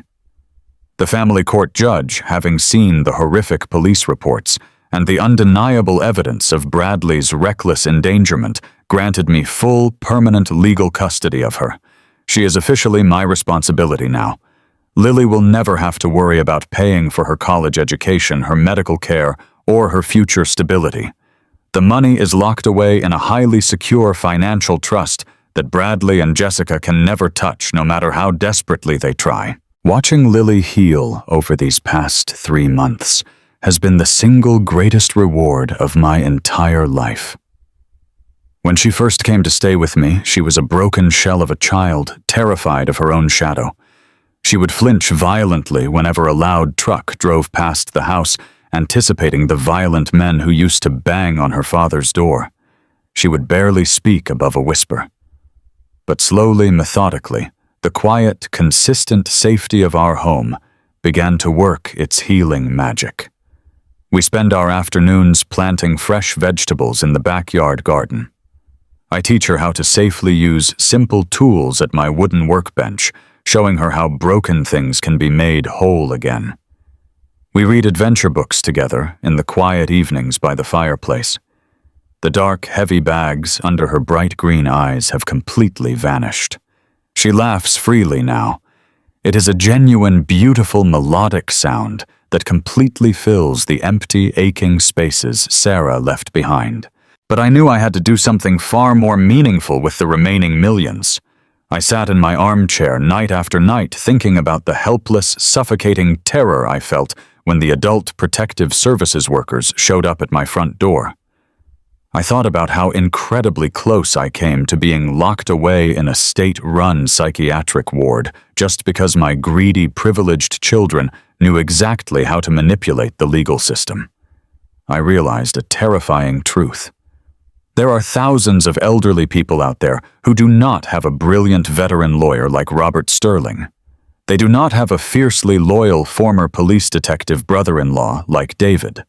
There are thousands of vulnerable folks who are currently being financially abused, medically neglected, and stripped of their basic human dignity by the very family members who are supposed to protect them. So I took the vast majority of the land sale money and established a formal, heavily funded non-profit organization. I named it the Sarah Gallagher Foundation. We provide free, top-tier legal representation and private investigative services for elderly victims of financial abuse and medical fraud. I hired David as our chief lead investigator.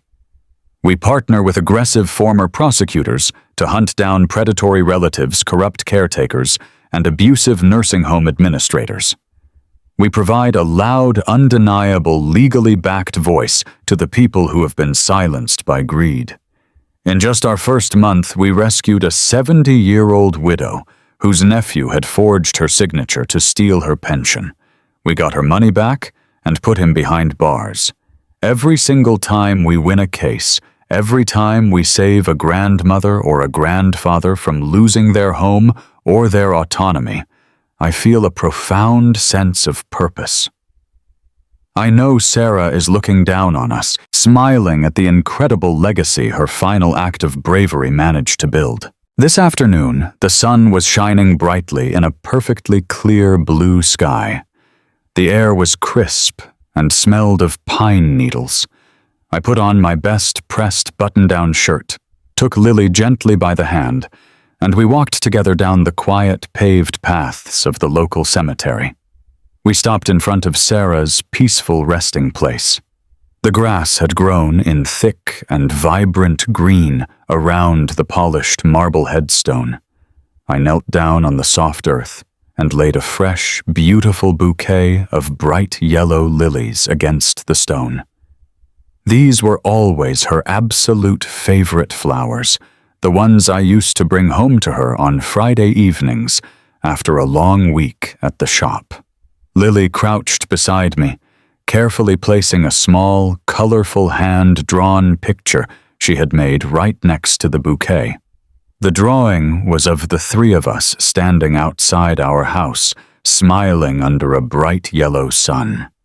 The warm autumn breeze rustled softly through the ancient oak trees standing tall above us. I looked at the beautiful cursive letters of Sarah's name carved permanently into the marble, and for the very first time since she passed away, my heavy heart felt completely at peace. The burning anger was gone. The sorrow had transformed into a quiet, enduring strength. I put my rough, calloused hand over Lily's small, delicate fingers. I realized something deeply profound, standing there in the warm sunlight. The strong hands that turn heavy wrenches and build massive diesel engines are fundamentally meant to create, to sustain, and to repair. We are supposed to fix things. But when a machine is fatally corrupted, when the toxic rot runs so incredibly deep that it threatens to destroy the innocent people standing nearby, those exact same hands must be willing to tear the machine completely apart. You have to be willing to dismantle pure evil when it stands aggressively at your front door, even if that evil shares your own last name and your own blood. I did exactly what I had to do to protect the innocent. I purged the deadly poison from our family bloodline before it could claim another victim. True wealth is not found in an $8 million commercial property deed. It is not found in imported luxury cars, offshore bank accounts, or fancy corporate job titles. True wealth is found in the quiet, undisturbed peace of a safe home. It is found in the innocent, carefree smile of a child who goes to sleep knowing she is completely protected from the monsters of the world. It is found in waking up every single morning and living your life with absolute, breakable integrity. If this story reminded you of the value of true family and the power of standing your ground, hit that like button to support an old mechanics fight. Subscribe to the channel so you never miss our next story. And please tell me in the comments, where are you watching from right now, and what time is it in your part of the world? I would love to know how far Sarah's story has traveled.